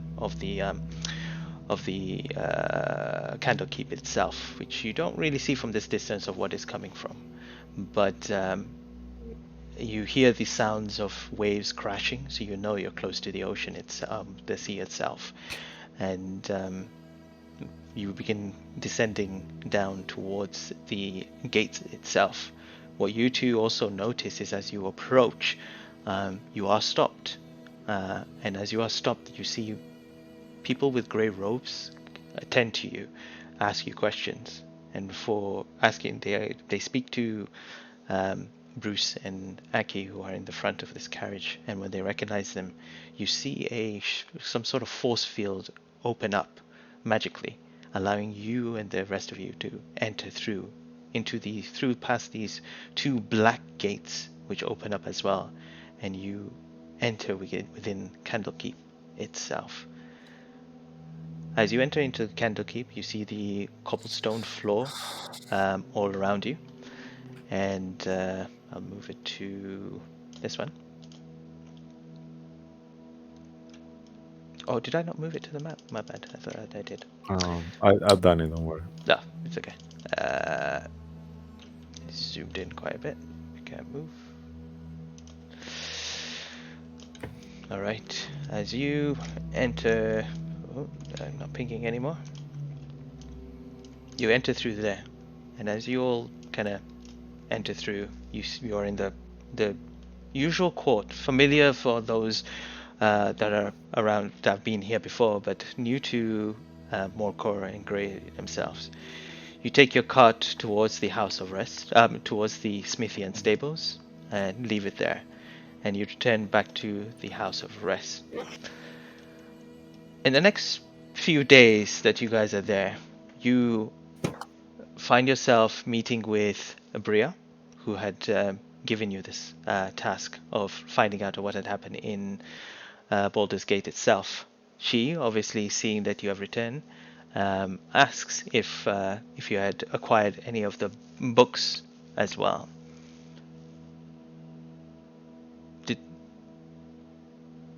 You're on mute, Bruce. Yes, Bria. Yes, we have several of them. In fact, 1 second. Let me just open up this. No, that's not right. The only two books that I am aware of is the two books, the Masgrath's Mighty Digression, as well as the something of Hadar. What was it again? Let me double check. Yeah, it's something to do with Hadar. I have My apologies. Castanamir's Guide to Ging Wazim's, Masroth's Mighty Digressions, Fallen Tethyma, The Dark Hunger, The Daughters of Yeah, Gratz. the Dark Hunger. You see all these books. She kind of says, "That is quite a lot of books, but we only require." And she points at the two, the Dark Hunger and the Masroth's Mighty Digression, and she says, "If you may I take these?" Oh, certainly. And I pass her the two books. All right. And as she takes the two books, you are left with the other four in your hand. She also provides you all with the promised magical item. And who wants to hold it? I can then give it to that person. Magic item? And as you Oh, remember... what was it again? Some helmet? Right. Language, was it? Helm of Comprehend Something like that. Languages. Yeah. Helm comprehend Yeah. language. Aki, seeing something shiny, would reach out. Okay. So, Aki, this is... Aki, I don't believe that'll fit on your horns. No, this is problematic. No. Can I hold the shiny thing? I don't know if we will ever Are see you- it again if you. You going to run away? Listen, I still owe you a great deal. If you don't trust me, I understand. Well, But I promise I- you, I like No. this group. I'm not getting on. Bruce, I dare say you're not getting it on. So, Well, okay. If from a fashion perspective, and I'm sure Dorothy may agree, a metal helmet would suit our paladin. Oh, There's an interesting point. Good point. I'm wearing one, Oh, but I'll gladly one switch looks if someone wants to prettier. take mine. I'll gladly switch. If you Helmets aren't my want to thing. switch it out, I mean, we don't have to use it necessarily. We could also sell it. do we It have could to become tune? useful. I Do we mean, have to tune for this? Are we able to that helmet when you put it on you can read any language, correct? You can cast comprehend language at will. Yeah. Yeah, that's what I mean. But is there any way that we could possibly pull off that enchantment and put it into, I don't know, a pair of glasses for Dorothy maybe? Make him look stylish? A pair of boots. Pair of boots? Maybe we could put it in Bryn's helmet. Like transfer it from that helmet to Bryn's helmet somehow. That's a good idea. You can. You can. I'll give it to you all so you can see it for now, but then I'll change it to whoever has it occupied. So, yes, if you look at your magic items in your journals, you'll be able to see the item itself. Oh yeah, I remember. All right. I mean, After no you, one wants to claim it just now. I'd stick it in the bag of holding until we need it. that seems sensible enough. all right, and as you all also you notice that the next day after providing this, you see two familiar faces which had the connection with these books. The first, obviously, being Yellorian High Scroll, who actually came in with the book that attacked you all. He, from a distance, nods and is happy. And you also meet Vala, the ecstatic a knight who was doing chores and told you about the Dark Hadar that had attacked one of the avodes, and she had been made to complete tasks because of this as punishment, more like yeah. And you see her; she's all happy and excited that you got her off the hook. She gives a middle finger to all the people in the Candlekeep, and you see her kind of leaving Candlekeep itself. It's after the third day of resting when you all kind of wake up in the morning to a nice, wonderful day. Apart from Morkor. Yeah.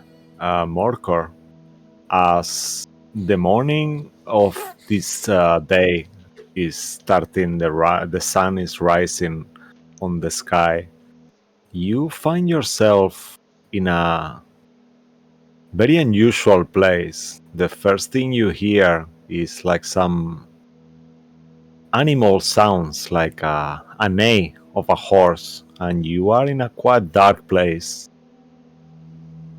surrounded by smells of beasts.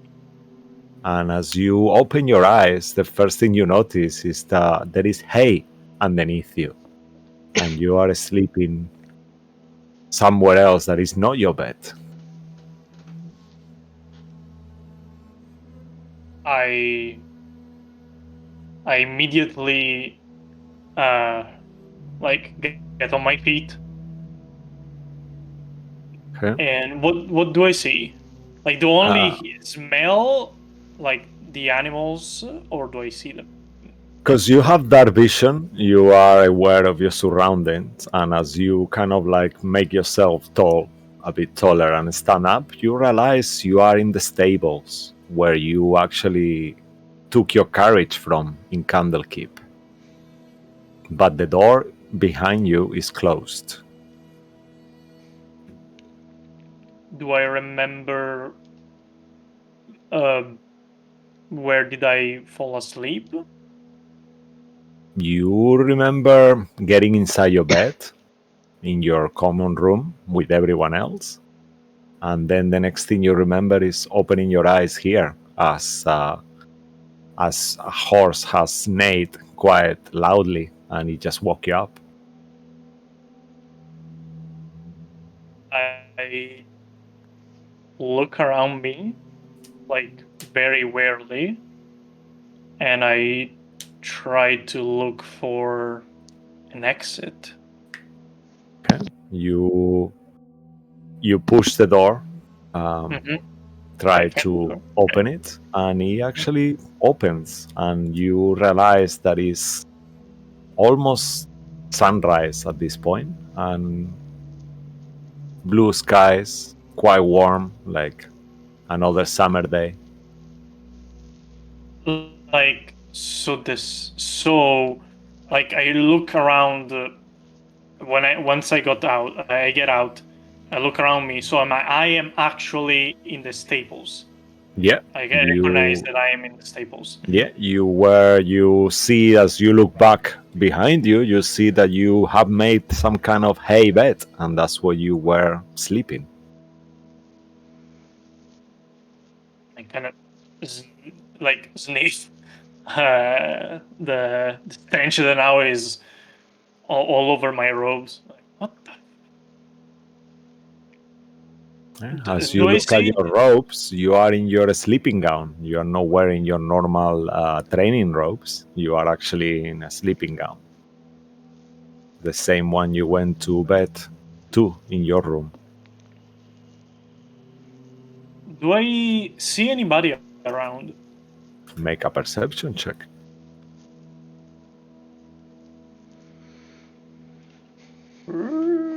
Perception. That's a natural 20. All right. I'm hot today. Nice. As you start looking around for people, you don't see anyone straight away, but then eventually you see this man that you've seen before, Alari, one of the abouts that is early morning. He's limping a little bit like he was before, and he approaches. Are you okay there?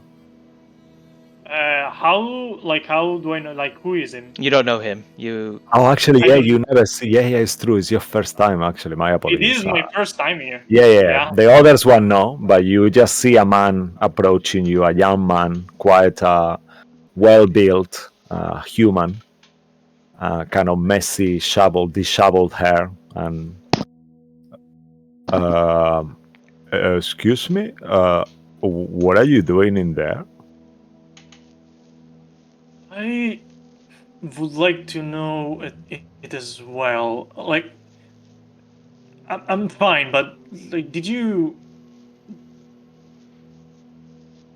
I'm sorry. I'm a little bit confused. I think I just woke up in the staples when I fell asleep in the quarter room with the others. That's a bit unusual. Do you have the key of the stable? How did you open the door?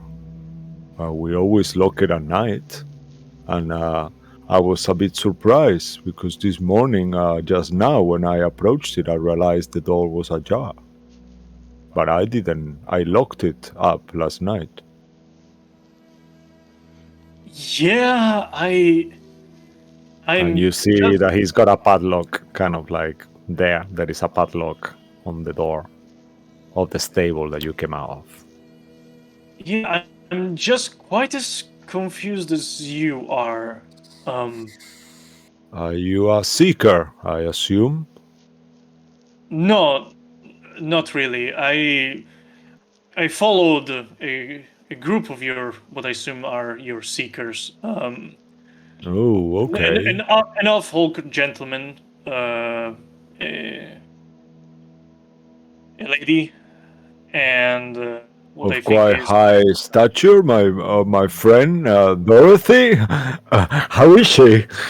You see that he lights up. yes, I think that's her name. Yeah, I followed her. They are back. I mean, I don't have any prejudice. If you want to sleep on the stable, that's okay with us. But No, no, please no, let no, us no. know next time. No. Actually, I was. So you have no idea. Like you didn't see me. I guess get into the tables. No, I just came to open it this morning, and here you are.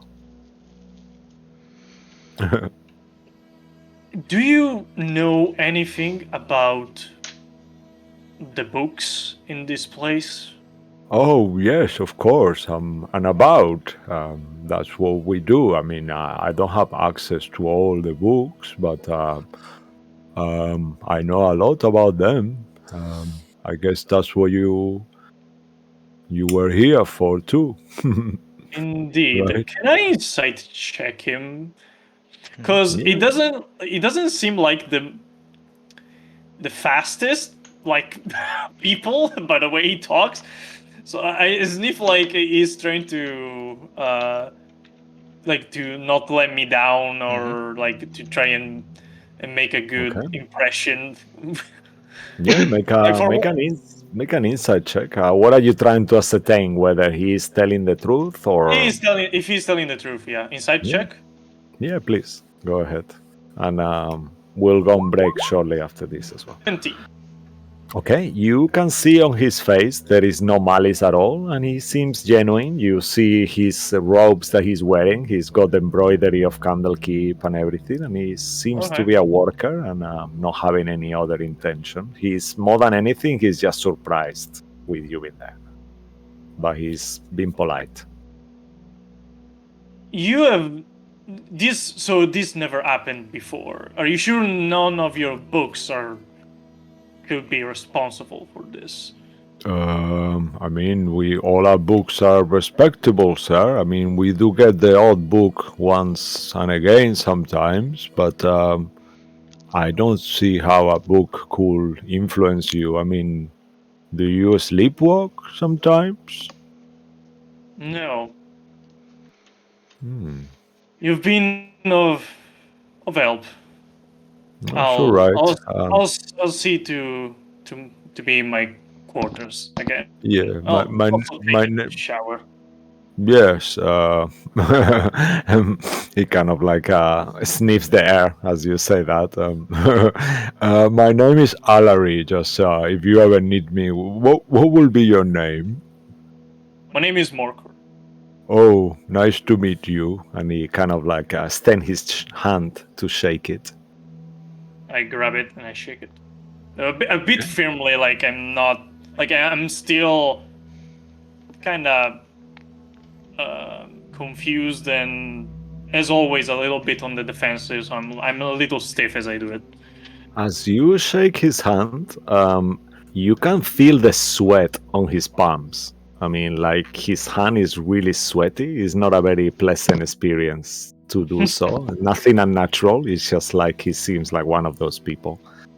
And he kind of like, all right. So I'll see you around, sir. Sir Yes. Morkor. All right. I'll ask her. Maybe someone saw you get in there. I'll let you know if I hear something. But just off the record, just look after yourself, okay? I'll do my best. Thank you very much. All right. I And head off. all right. Okay. I see. Is that donkey yours? I see that you guys have a donkey in the stable. I think the guys told me yesterday, but I find a new donkey, and I was wondering if it belongs to you guys, Yes. to your Yes. group. Yeah. That would be the Dorothy's group donkey. Yes. Oh, okay. All right. If you see Dorothy, just tell her to come and say hello sometimes, will you? It will be done. All right. Good day. Good day. And as you start walking off, kind of like going to rejoin your party, let's go and take a little break. We will, if everyone is cool with that. All right. All right. So, for our viewers out there, don't go anywhere. We'll be back in 10 minutes, and we'll continue the story from there. See you in a bit. Yay! All right, see you soon. Ciao. Sweet.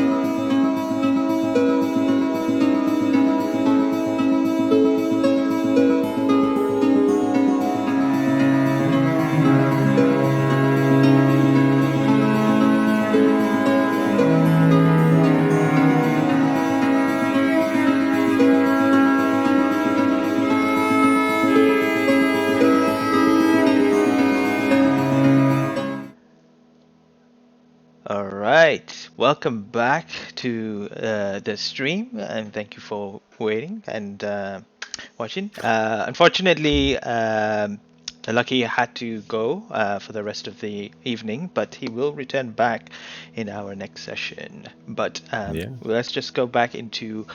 He asked me to, if anything comes up, I will play Grey for the time being. No problem. He told me specifically, anything shiny, make sure you take it and steal it. So I will be doing that.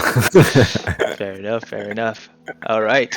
So we jump back in to Candlekeep. Let me just double check if everything is running smoothly on my side. Oh, not on my side.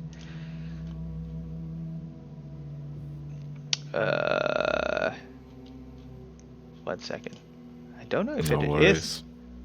Actually, it keeps rolling like it's not on. I'm not sure how much delay is going. It normally has like a mini delay, so it might come up now. Let's see. I'm not too sure. Just give me 1 moment. Yeah. Oh, I've lost Mateo now. Now I'm here. I know you're there. Nope. We were not live, I think. Yeah, it should have been. Maybe you just yeah, it's there. It's there. Yeah, it's there. It's okay. Okay. Yeah, it's there. So I was like, what's going on? You cursed me, OBS, but no, we're there. No, I mean, I'm watching it. I just hear the music. It should have changed by now. We have 5 viewers live. Now. Okay, sorry. Yeah, no, it's cool. It's on. It's on. It's just the jet lag. How is it called? Like the lag. Jet lag. Yeah. Jet lag. No, you know, like No, not jet lag, but delay. It's got like a 2 delay. minutes delay, roughly. The delay. Yes. Yeah, 2 minutes. So yeah, we are there. We are Cool. there. All right. Sorry, guys. Whoever is watching, my apologies. Technical difficulties, but we are all cool. Yes. Just looking for. Where are you? There you are. So much craziness going on. Okay, I've got it. All right. Yeah. All right. So you all find yourself in the House of Rest, where eventually, Morkor, you enter, and you enter back into your dormitory. And as you enter, what is everyone else doing? Have they come down into the communal area, or are you all still in your rooms? What time is it? Like daytime? Did you say? Yeah, you all. It's kind of early morning, kind of dawn, and the sun is just rising and stuff like that. So. I think Bryn has just woken up with his arcane focus in hand, like the chain symbol of hair, and is probably just gonna get ready for the day and walk down. All right. Yeah. Suspect if he walks down, you'll find Aki asleep, propped up against the closed door of the hearth. Having spent the night there after after one too many. Bruce will be down for some breakfast as well. So, Aki. So pokes him with his foot. Oh. What the devil are you doing down there? Just waiting for them to open again. Oh. What do you need is some breakfast. Yeah, okay. He looked peaceful. I didn't want to wake him.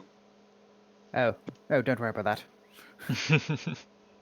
I can sleep anywhere, don't worry about it. All right. What is Dorothy? What are you doing? I think she's gonna join the guys later, though, a little bit later. She's taking her sweet time. All right. Let's put this one on. Seems a bit. All right. The few people that are there, you see Morkor kind of enter the room, and Morkor, you see, apart from Dorothy, you see the rest of them there. So, how was the night for everybody? watching. Had a good rest here. Nice to sleep in a safe, well, relatively safe. Not actually, no. Never mind. Quieter than expected. Well, All mine good. was Gray will say. particular. Sorry, Cisco? Gray will say that he slept well too. Yeah, it was all good. Yeah. Mine was particular. For some reason that I can't come up with, I woke up in the stills, right down, with all our animals. Is I've this a done that. fucking joke?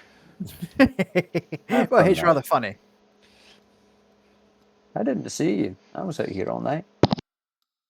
But I you are sleep quite quite. smart. Yeah, I sleep quite light. I didn't see you leaving. Can I make a general perception check on everybody see if somebody's bullshitting me? Maybe do insight better. Insight, whatever. Yeah. Insight. Do I roll only once? So I do like No, I see. Just do it. Yeah. Just do it once. Whew, was almost a 1. 17. With a 17, you look at each of them. They seem to be as confused as you of what you've mentioned, and they seem sincere. They didn't see you. Bruce is sincerely finding this quite funny. While tucking into his boiled eggs and toast.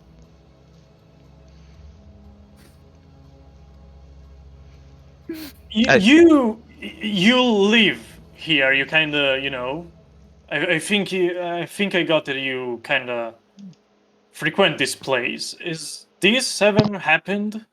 Ever? Well, there's been some rather fascinating things. We've seen an intelligent ogre.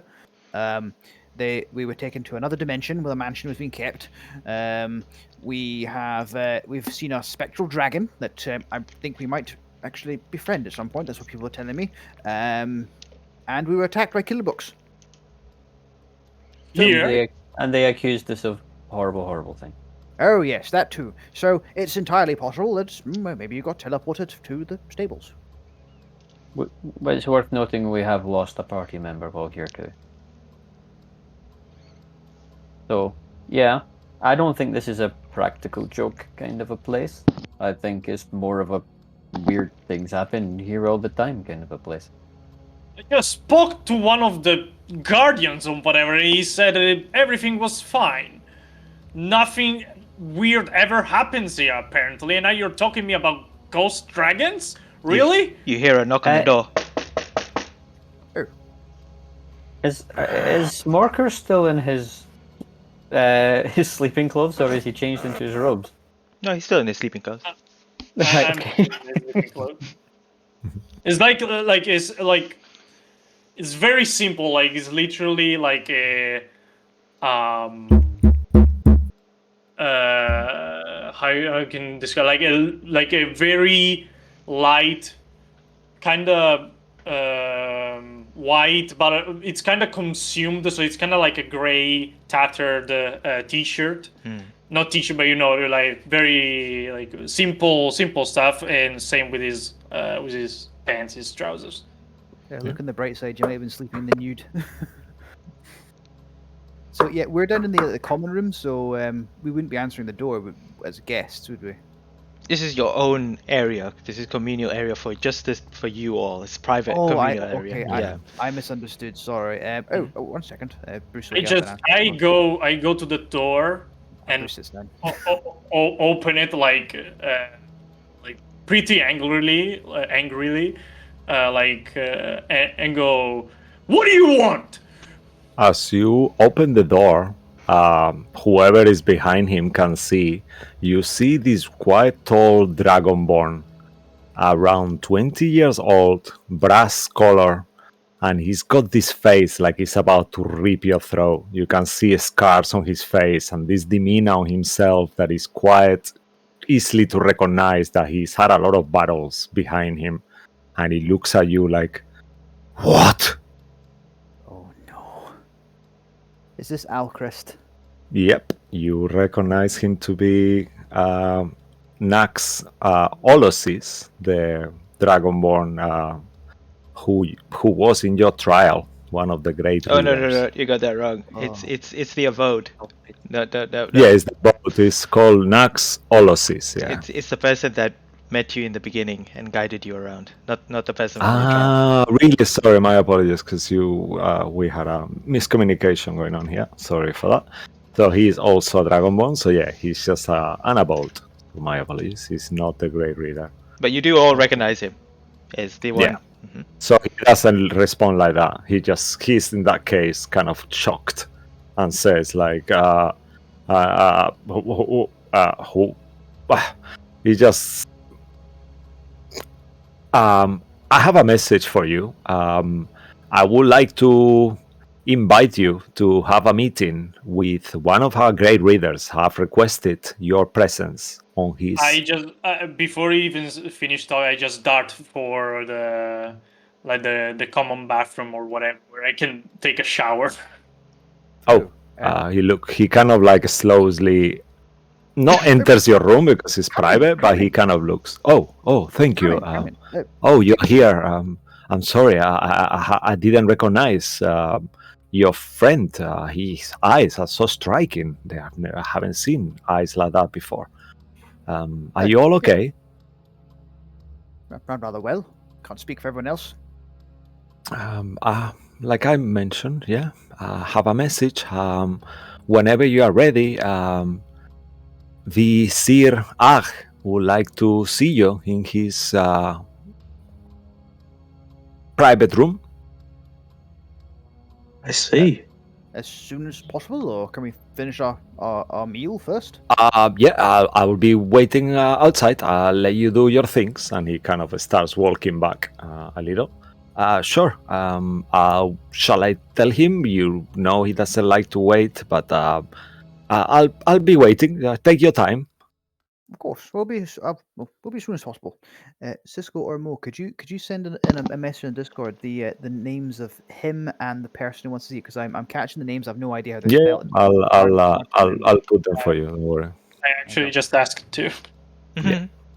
We'll put it on. So, yeah, I'll put it for you in Roll20. Just easier. I have it here open. Sure. I just do that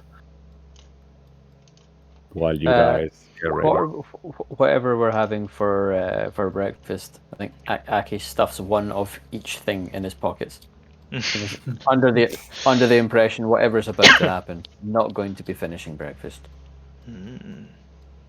I kind of say to the group, if a seer wants to see us, then they should expect to know that we were going to be late on the count of food, shouldn't they not? These people have worse manners than people I grew up with. They just put you on trial and then demand your presence places. What a strange bunch. I think we're becoming desensitized to it, though.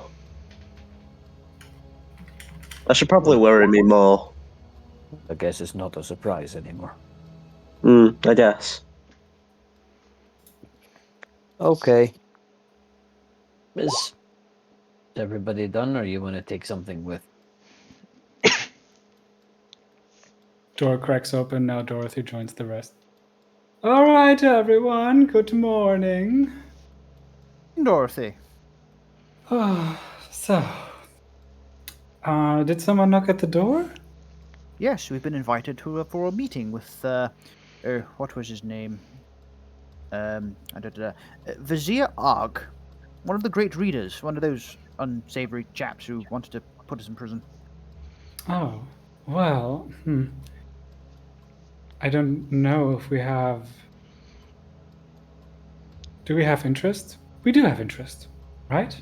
We still want to ingratiate ourselves with the people of Candlekeep, correct?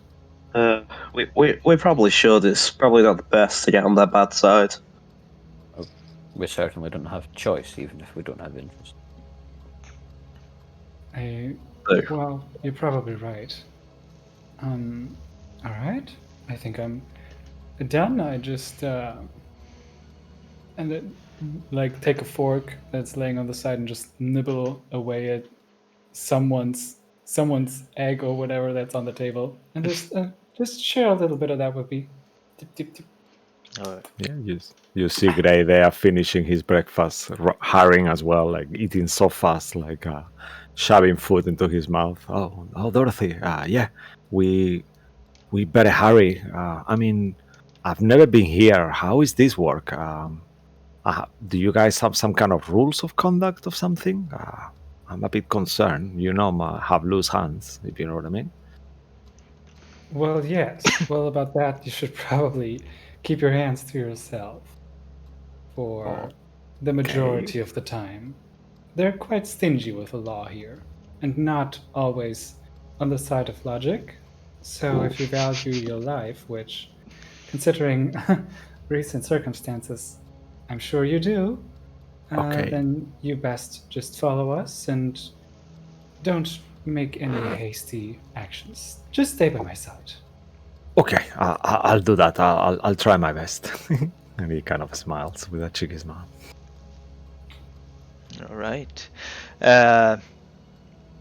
Morkor, you find yourself quickly into the building next to where you had where you had rested, and there is actually a bathhouse as well as a spa there. You quickly freshen up, and as you see your party leaving, you also grab your things and make your way and catch up to them. You all end up on the courtyard and head towards the green emerald door. This is the first time we've ever two of you have gone past this door once before, but the rest of you are the first time approaching this door from this side. And there you see I guess apart from Bruce and Aki, everyone else roll a history check.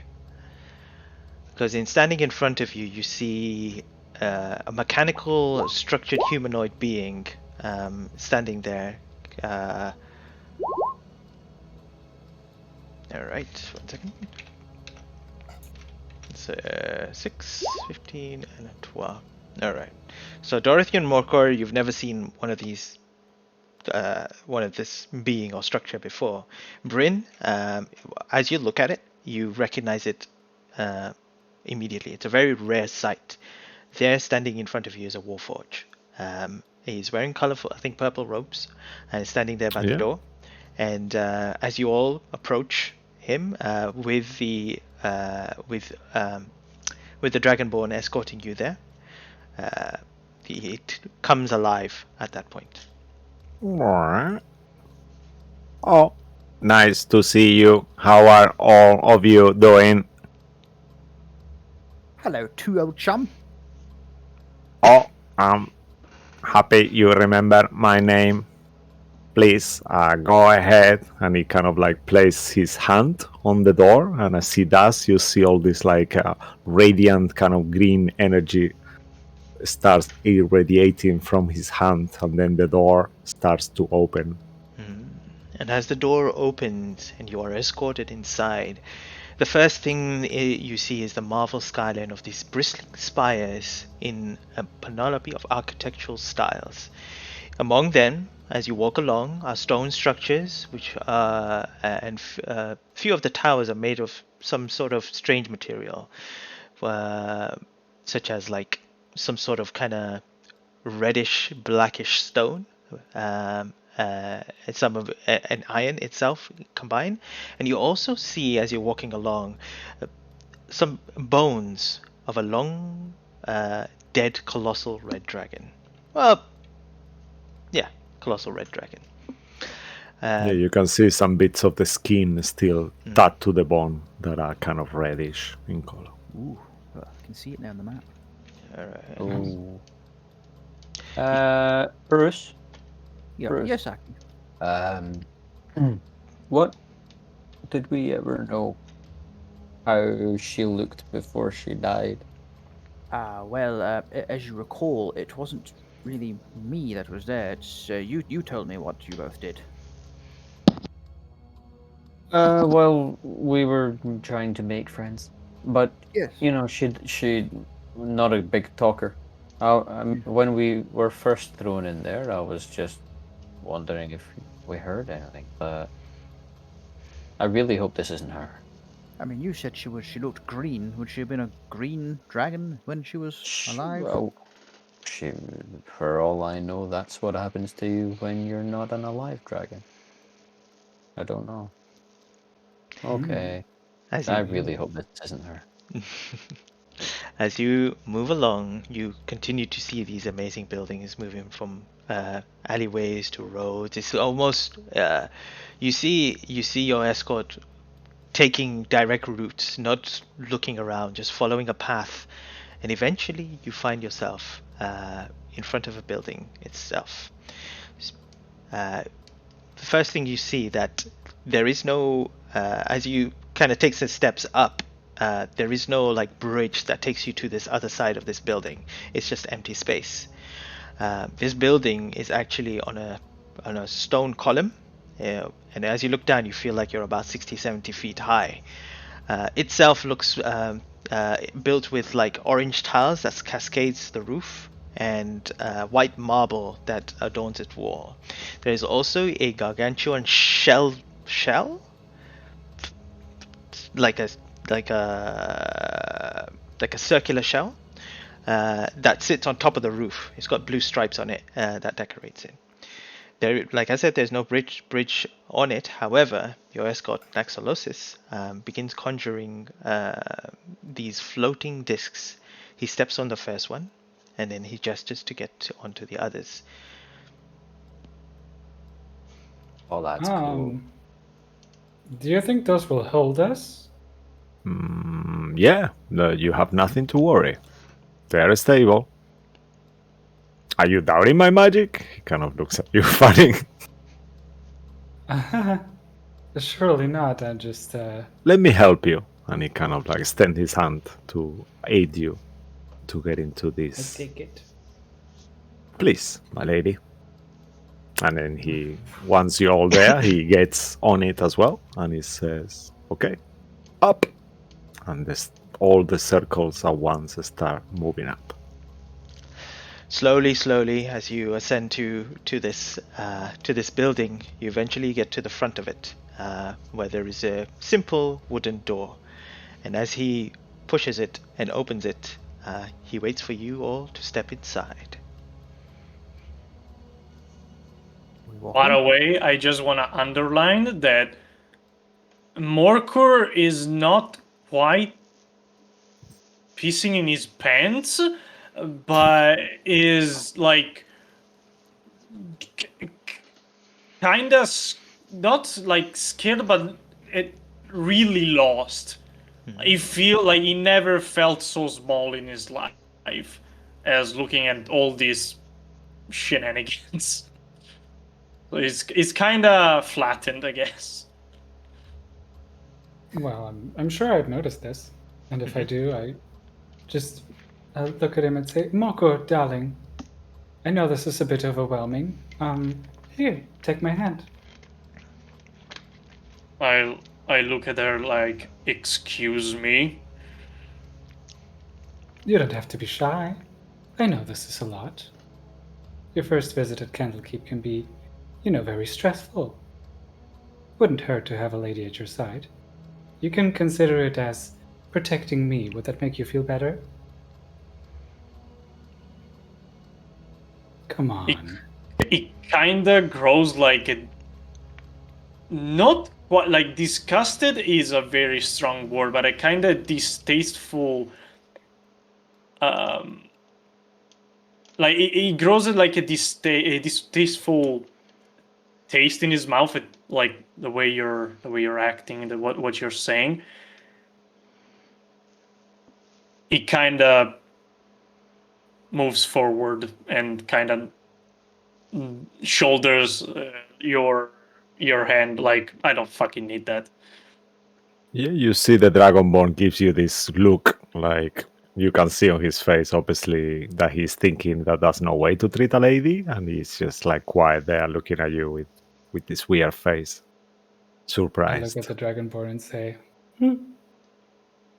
Yeah, he kind of like shyly, because he doesn't know, he just shrugs his shoulders like, And now he's like, he's trying to act like he's moving onwards with purpose and like determination, while obviously under his skin is still kind of, it still feels uncomfortable. All right. As you step inside and the rest of you follow suit, the door closes behind you. And as it does, you find yourself in an interior which is filled with multiple circular wooden pillars, which erect from a laminated flooring that you are all currently stepping on. Also, there are multiple tapestries, like rugs, littered the floor, randomly each portraying different images. If anyone wants to roll a history check or I will say religion and arcana, so any of those three, you decide which one you want to do. I can try. Please go ahead. Oh, God. Who's a 15? sorcerer's arcana only +2? Because it's not taught. Okay, Bruce, Morkor, and Dorothy. I will give Dorothy a little bit more, but Bruce, Morkor. Oh, sorry, did I get that right? Morkor did religion, or did you do history? yeah. I did the religion, yes. Okay. Who I do I? did history. Ah, you did history. Okay, so apart from Aki, I guess everyone else, I'll give you a little bit more information. It is a sorcerer, not a mage, so you know. Let me just see. Right? You're a sorcerer, no? Yeah, but that just means I wake up in the morning. I can do that. Exactly. He doesn't study. He doesn't need to know that shit. All right. Studying's for nerds. Yeah. So Morkor, Bryn, and Bruce, you begin to see familiar depiction of two beings, deities actually. The first is Corellon Larthian. You know this deity because he is well known for being the creator of the elves and the protector. He's he's not from this realm. He's actually from the realm of Arvendor. One thing that really touches you, and something that your mother might have told you, Bruce, is that this god itself had approved to those who killed orcs and followers of Lolith herself. Oh my. The other, You will know that Loth is the spider queen of the Drow. you also know the other depiction is the image of the Raven Queen. Once a human who was ascended into ascension and turned into the god of death herself. You see her kind of standing there with a black wing out, with golden kind of magic which kind of flows around her, almost like a weave itself. For Dorothy, you see two other ones that you recognize as well. Knowing that, seeing this great reader, from remembering from this before, you read something about their plane of existence and where they are from. One of these is a depiction of an enormous spherical arrangement of stone spires that are kind of gravitationally pulling to each other, making it like an intricate architecture. And you would know that this place is known as it's called Zerath Adlun It is a place, or the biggest city, where the Githzerai are actually from, or reside in. The other one is actually a depiction of the astral plane. You see the kind of, it almost looks like a portal, similar to the ones that you've gone through, but it looks endless. It looks like it's just going on forever. You see little specks of stars and constellations that kind of float around it. And these tapestries are actually magically kind of moving as well. To your eyes, it's almost like a mesmerizing as well. However, once you kind of look on the floor, you also see multiple cushions that are kind of scattered across the floor that look very soft and comfortable to kind of sit on. But in the middle, you see a Githzerai who is floating with his legs crossed and arms to the side as if in deep meditation. And you know this to be Vizier Ag, the Great Reader.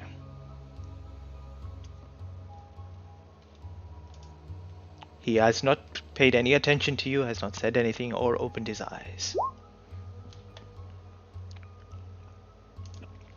Recognize this one. Pull something out of his pocket. Standing eating his rest of his breakfast. Let's see. I take out my mage hand, like pull off the spectral glove from my hand, and just let it flow forward. And just kind of stop right in front of him, and just whoop whoop whoop whoop. Just wave. He See if it catches. he's both of his eyelids open, and I'll show you what he looks like, so that you can all see him. Ooh. Oh, jeez. And He's hell Yoda. How does he fly without wings? And his eyes open, and he says, you are here. Come, sit down. I have cushions, they are comfortable. Please. Sure. Certainly. As you begin taking your seat, he floats over to the side of the table where you see him pour hot cups of tea and brings them across to you all. Still legs crossed, his foot does not touch the ground at all, and slowly kind of levitates or floats towards you all and brings you these cup of teas and takes one himself. And you see him kind of lower himself just a few inches just underneath the floor, and he says, "So you have returned from your endeavor on finding the books that had turned into Gimwatsis. How did that fare for you all?" Pretty fucking terrible for a while. Yeah. There. Well, better than the other ones. Well, firstly, I would just want to apologize again for the trial, as I was unable to do before, but now that you are here, I am deeply sorry. Obviously, I cannot speak for the other great readers, but I'm sure a few of them are also sorry too. And you recognize him, he's the one that actually didn't vote against you. He voted for you guys. So, in this room... We cut back to the tiefling kind of polishing her nails and kind of the great reader. No, keep going. Sorry, Mo. That's okay. That's okay. He goes, "Let me properly introduce myself to you all. I am Vizier Ag, obviously, a great reader of Candlekeep. My specialty or expertise are all things unnatural. This includes aberrations, undead, and the far realm. I see some of you are a little confused, but others have recognition of these subjects. It is okay. More will be explained eventually. Yes, I have a question, if I may. Please. Who are you? I have not seen you before. My name is Morkor. Is it normal for people to wake up in the stalls here? I have not. I'm not too sure that this is not an inquiry that comes past through me, but nothing in Candlekeep is normal as long as you stay bound by the rules and you do not break them. You should be fine here. I'm sorry, I Yeah, cannot I help you got with your that. inquiry. I return to like cross my arms and wait. He goes like forward, whatever he was trying to say. He kind of looks back to the rest of you with his kind of narrow eyes, and then he just looks at all of you, and he'll be like, "Well, your tasks of what you have been doing after the trials has obviously come to our ears of your success, and we would, well, I would like for you to help me with something. Generally, I would not ask this for seekers themselves. I would actually seek out hunters who deal with aberrations and undead. But the one that I normally seek for is part of a guild known as the Crimson Snow, known as Cabal. I have not heard from him for a year, and unfortunately, none of the other hunters of the Crimson Rose have responded back to me. So here I am now, hoping that you could help me with my situation." Actually, if anyone can figure out who Cabal is, we'll give him a point of inspiration. Let me get through my notes real quick. You might have. You will only know if you. Don't give them clues, I they'll just figure it wanna out. Figure it out. Yeah, you will only know if you watch Curse of Strat, our Curse of Strat game, actually on Sundays. Jesus fucking Christ! But that's an ongoing thing, so if anyone can figure Yeah. out eventually, they'll get the point of Yeah, inspiration. yeah. Anyone who gets it eventually, So- you can have a point.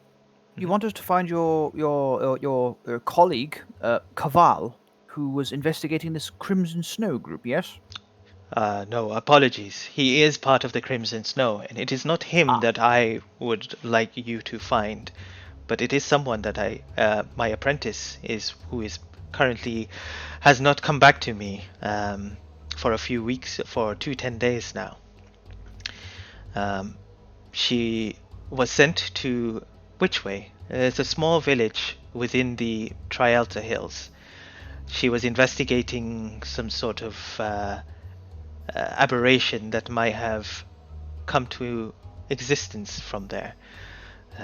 She was taking notes about the last notes that she was sent to me was she found a cave where she believes something had been summoned there, and after that there has not been any response. So this, just so I'm not getting crossed wires, your apprentice is Kaval, yes? No. Cabal is a hunter. These hunters, they tend to go about their business in different areas and also planes of existence, hunting down things that don't belong. But I could not hire him, so I am asking you for this. That is what I'm going to. The person that you're actually seeking is my apprentice, and her name is. Where did I write the name? I'm looking for it. My eyes are blurry. What was the name again, Neil? Cisco? I'm sorry, I'm saying the name aloud. I'm saying her name is Alba. I just Alba. put it in Roll20. Okay, yeah. Her name is Alba. She, you will recognize her as she wears an eye patch, and she keeps her hair very non-existent on her head. She's bald. That sounds okay. of course. Just seems reasonable. And Are we hunting aberrations or are we retrieving your apprentice? Retrieving my apprentice, of course. I hope that there's nothing gone wrong there. It is a very tiny village. I'm sure she is fine and preoccupied, but this has been far too long since I have been able to make any contact with her through physical or even magical means. well, wouldn't want to see someone hurt, I suppose. I would have no problems investigating this. What do you think, everyone? I think, actually, Bryn, you would have more experience doing this kind of thing. Our friend Bryn is a paladin of Tyr. You'd have far more experience dealing with these monsters than any of us would.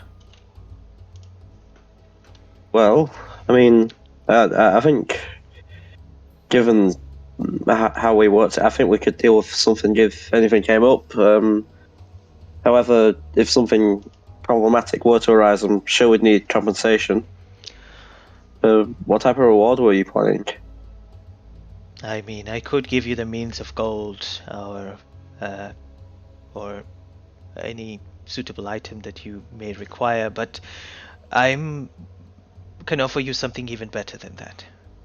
It may not be a lot for you now, but I'm sure it will be much more useful in the future. If you return her or find out what has happened to her and report back to me, you will gain favor from, obviously, by me, but I will let the other great readers know, who also may need your assistance of some sort. And gaining a favor of a great reader is a very excellent prestige within Candlekeep itself. Also, I can also offer you access to the Great Library, which is beyond the Emerald Door. And with my permission, you will be able to seek out books specifically on aberrations and undead and the far realms. At this point, if I may, at this point, Morkor's eyes like kind of open, like twitch, like open wide for a split second, as evident, like at the mention of being granted access to the Great Library piques his interest. What would you be able to find into the Great Library? The Great Library is knowledge, power.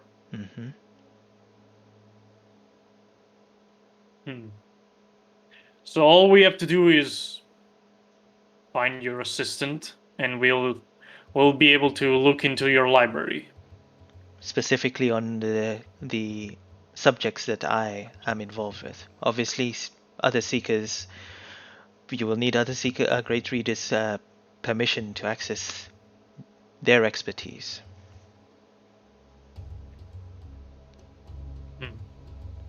Oh. As I look towards, I'm on board with this. I look towards. He looks towards Aki and Bruce, who have a somewhat kind of look of maybe not gold, or even Gray as well. As Gray is kind of like, books, meh, and he goes, if you would like to be compensated in gold, I can also acquire that and give you that too. I would certainly appreciate that. I do have a question. Of course. Part of the reason I would like to remain here, for at least for a time, is for knowledge. Specifically specifically an orc clan. Obviously, I don't suppose you find such things in books about their current whereabouts, but in a place like this, I'm assuming there would be people who are aware of the movements of such peoples. You are correct. We do have abodes that have locations of many of these clans that move around through Faerham as well. If you would like, I could seek this out. If you could provide me a name of the clan, I will do my best to locate. Bruce initially looks a bit sort of like he can't actually. He's asked this question so many times. He's almost like he can't quite believe what he's hearing. It's like, yeah, okay. It's the Elfbane clan, sir. You see him pulling out a parchment, and with a quill he begins writing this down. And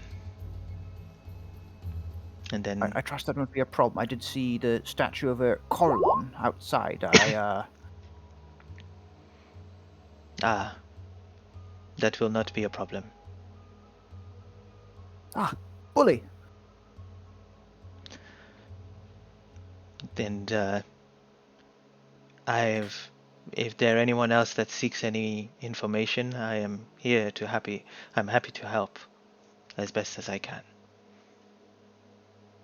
For my part, the gold will suffice, and whatever you can find out about this clan. That's great, Bruce. God, I've asked this question so many times. I almost can't believe it. Yeah. What a pleasant Okay. surprise. You telling me? Sorry, just out of game. What was the name of the clan again? My apologies. Elfbane. Elfbane, yeah? Okay, cool. Thank you. Sorry. Actually, on the topic of surprises, did we ever find out what happened to what was his name? Matreus, the poor soul who was murdered. Matreus, his body has been put to rest now. Oh, so no one ever found out what became of him? What happened? The investigation did take place, and it was found that there was an imp scratches and a sting that had attacked him. He was poisoned and unfortunately passed on.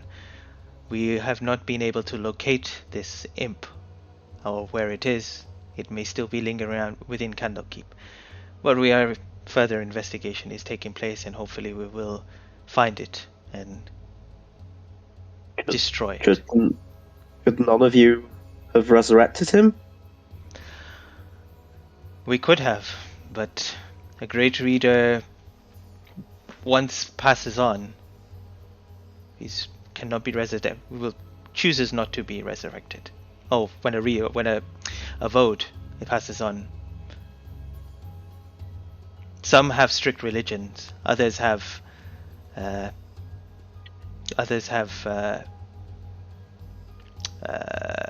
beliefs. And Matteo did not want to return back to the world once he had moved on. Oh, I see. Fair enough. To be honest, from what you've all told me, I suspect the only reason we were able to help our friend Stripe was due to the fact he was beholden to Bahamut and to his temple. We may have lucked out tremendously. It is not that it is not forbidden for those to want to be returned back, but many of the avodes decide that once they have passed on, they will move on to wherever their beliefs take them. If you choose and you die in Candlekeep, we have the facility and capability of returning you back. Before we go, might we ask if there's anything you could give us that might be of use if we, say, find these aberrations before we find Alba? Any potions of healing or anything that may help us along the way? He kind of takes out another scroll. He begins writing down. Why don't you roll me a d4? D4.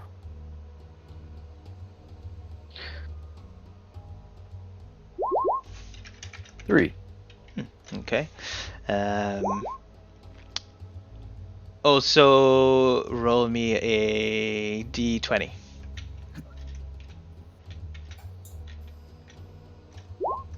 Okay. 18. All right.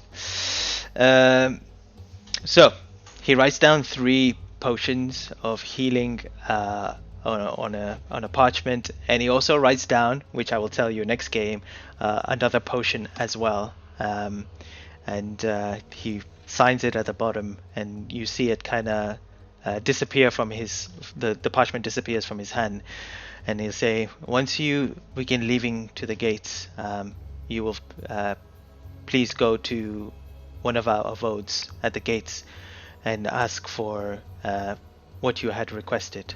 It is under your name. Aki, was it? That's me. And they will provide you with the request of what I have put through. Thank you. Okay. All right.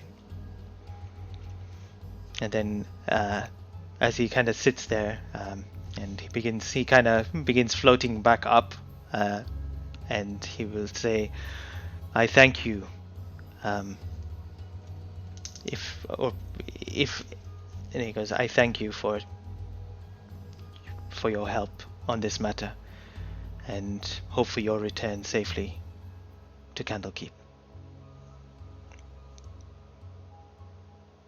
Thank you. We should be back in the next week or so. It will take you around 2 weeks to get there. Ooh, Another long time. Then we should see you within the next month. better bring a good book for the travels, I suppose. That doesn't seem to be a problem here. And if no one else has anything else to say, he lets you leave, and you. I don't know if you want to set off today or you want to set off on another day in game, or are you all ready to be set? Or is there anything else you guys wanted to do within Candlekeep itself before you headed off? I have one One last thing I thing. wish to do. It looks like David does as well. David, you go. Yeah, go ahead. I just remembered we want to. Can we find a person at Candlekeep that can transfer the attributes of this helmet to some other object?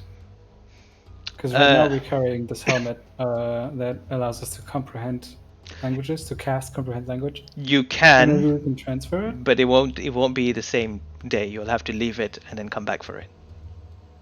I think let's just keep it as is. We can always stick it on. It doesn't. We don't have to attune to it, do we? No.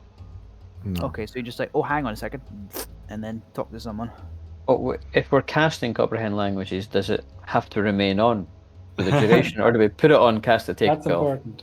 It I think stops. more It stops when you take it off. Fair enough. Yeah. Then Bruce and whoever else wills it will be our language expert. Oh. Oh, you're serious. I'll just pass it to whoever needs it. I'm just keeping it in the bag of holding just now until we can agree who wishes to wear it mostly. Yeah, the only thing I would like to do before leaving, and I'll make it as quick as possible, 'cause I'm aware the time is ticking by. Bruce would, after obviously speaking to Aki about what the plan Bruce had, befriending Miriam essentially, would like to try and go back down to the catacombs since he has a couple of books he'd like to gift her. All right. What we'll do is. And again, I only want to try. They might say no. I mean, you're already within the grounds of the thing, so you could possibly go to there. But I have something for you on that a bit longer. So what we'll do is we'll play that through in the next session, and we'll kind of flashback of that moment where you do go within the 3 days. You go see, and if Aki or whoever wants to accompany you, you can also do that as well. But what I will say, as you head towards the gates of Candlekeep and you make your way, you get yourself a new the Vistani carriage with the horse. Do you take the donkey with you as well, Egg? 2 weeks. I mean, maybe she likes some vacation. It's been rough for her. You know what? Before anything, I like to use one of my new features, please. Okay. If we got 10 minutes to wait, could I ritual cast speak to animals. Yes, you may. Please. All right. You've cast it. Cast? You're a I'm good. barbarian. Well, it's a ritual cast. I'm totem warrior now, so I can as a first level divination as a ritual. It takes me 10 minutes to sort of get ready, and it'll last for 10 minutes. And I'm just kind of like as I'm meditating on this, and I go, hello. I've never tried this before.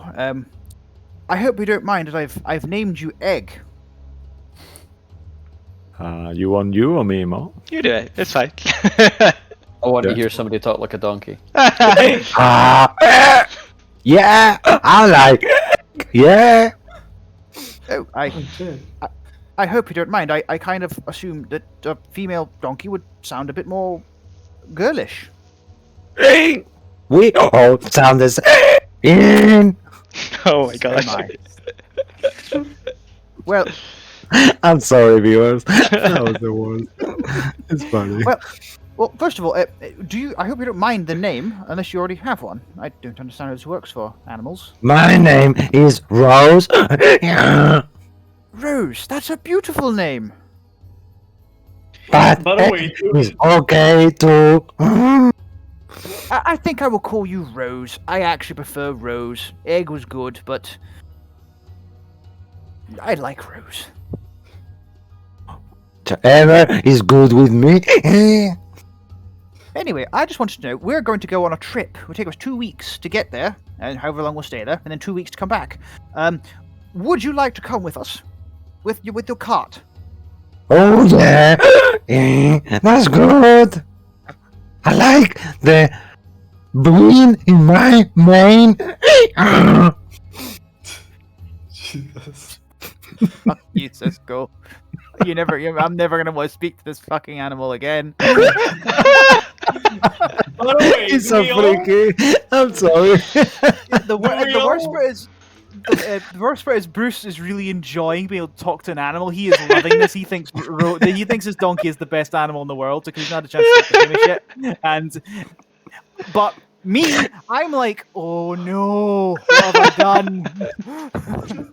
By the way, do we all hear Bruce talk like? I will imagine so. And the donkeys replying. All you hear. I'll be talking to the donkey and going, and I'll just sort of respond to, by the way, her name is actually Rose. And Oh, okay, And- lovely. she would very much like to come with us. Isn't that right, Rose? Oh, you're so beautiful. You're so like that. She kind of like, as you pet her, there is like a piece of her fur that just came out in your hand. She's getting a bit dear. old. Oh, it's just wisdom. The wisdom is showing on you. That's all. It's showing on your coat. Thank you. Oof.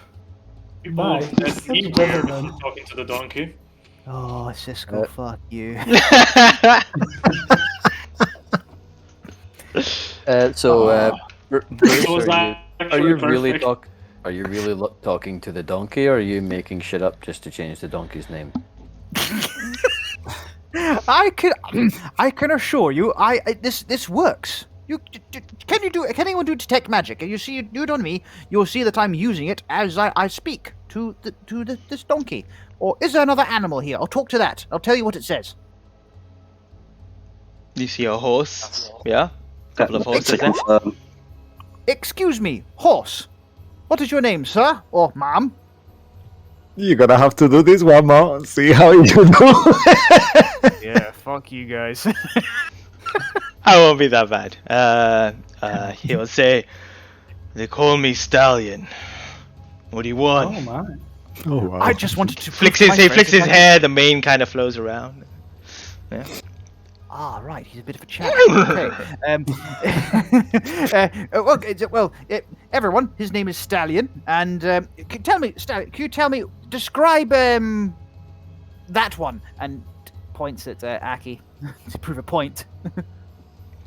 The rest of you just hear, Bruce, you hear that one. He seems very cool. He has Sorry. he's got a good stance. He would be able to ride me quite well. Oh, he'd be thrilled to hear that. Why can't I understand this? Ah! Aki! Stallion here says that you have a good stance, you seem rather cool, and he would very much think you'd be good to ride him. So how does your detect magic work? Is it working? Does it go off when I speak? It's I believe so. I casted it. Oh, sorry, I Did didn't you see that cast right. it? Did you cast it as an action or as a ritual? I just kind of did it. Oh, I'm did I?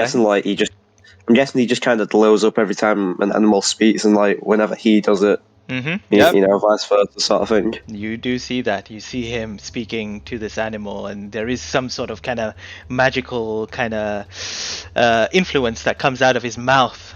You see it reaching towards the animal's ears, and them responding back to him, and his ears kind of glow with this also radiant, arcane magic that you see as well. The horse kind of looks at you, and he says, "But you look too heavy. You might break my back." Oh. Oh, very well. I'm never much of a rider. It disappointed my father to no end. At this time, when Bryn seen it, it fades away, and slowly the horse, all you can hear now is just it neighing, and the donkey excitedly now. Yeah, the donkey is like making noises like she thinks it's still going, so it's like like talking to you all the time. I just pet her. Sorry if it's stopped now. Sorry. Did you understand me?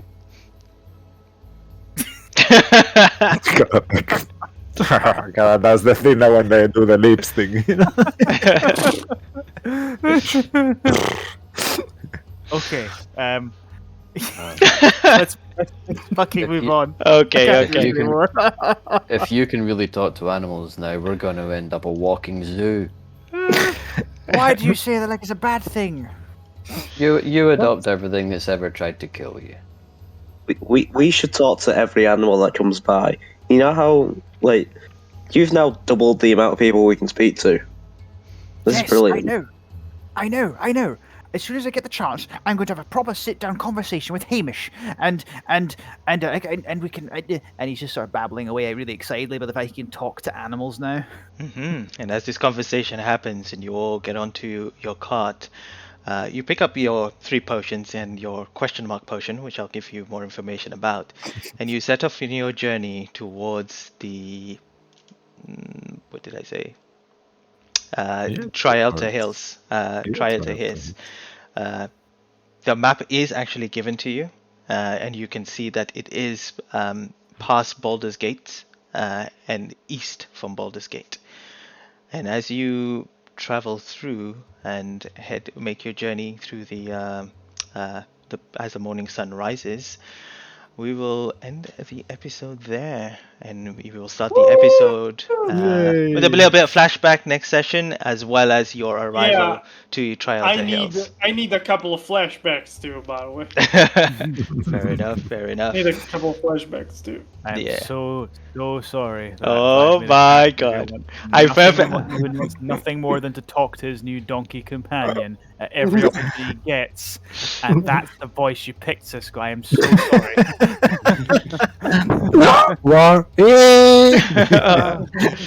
Oh, bye. I'm actually using the voices that I use for there is these creatures in Curse's Strat called Mongrel folk, and they speak like with different animal sounds. That's what I'm using for it. I had like 4 different ones, like they do random animal sounds as they speak.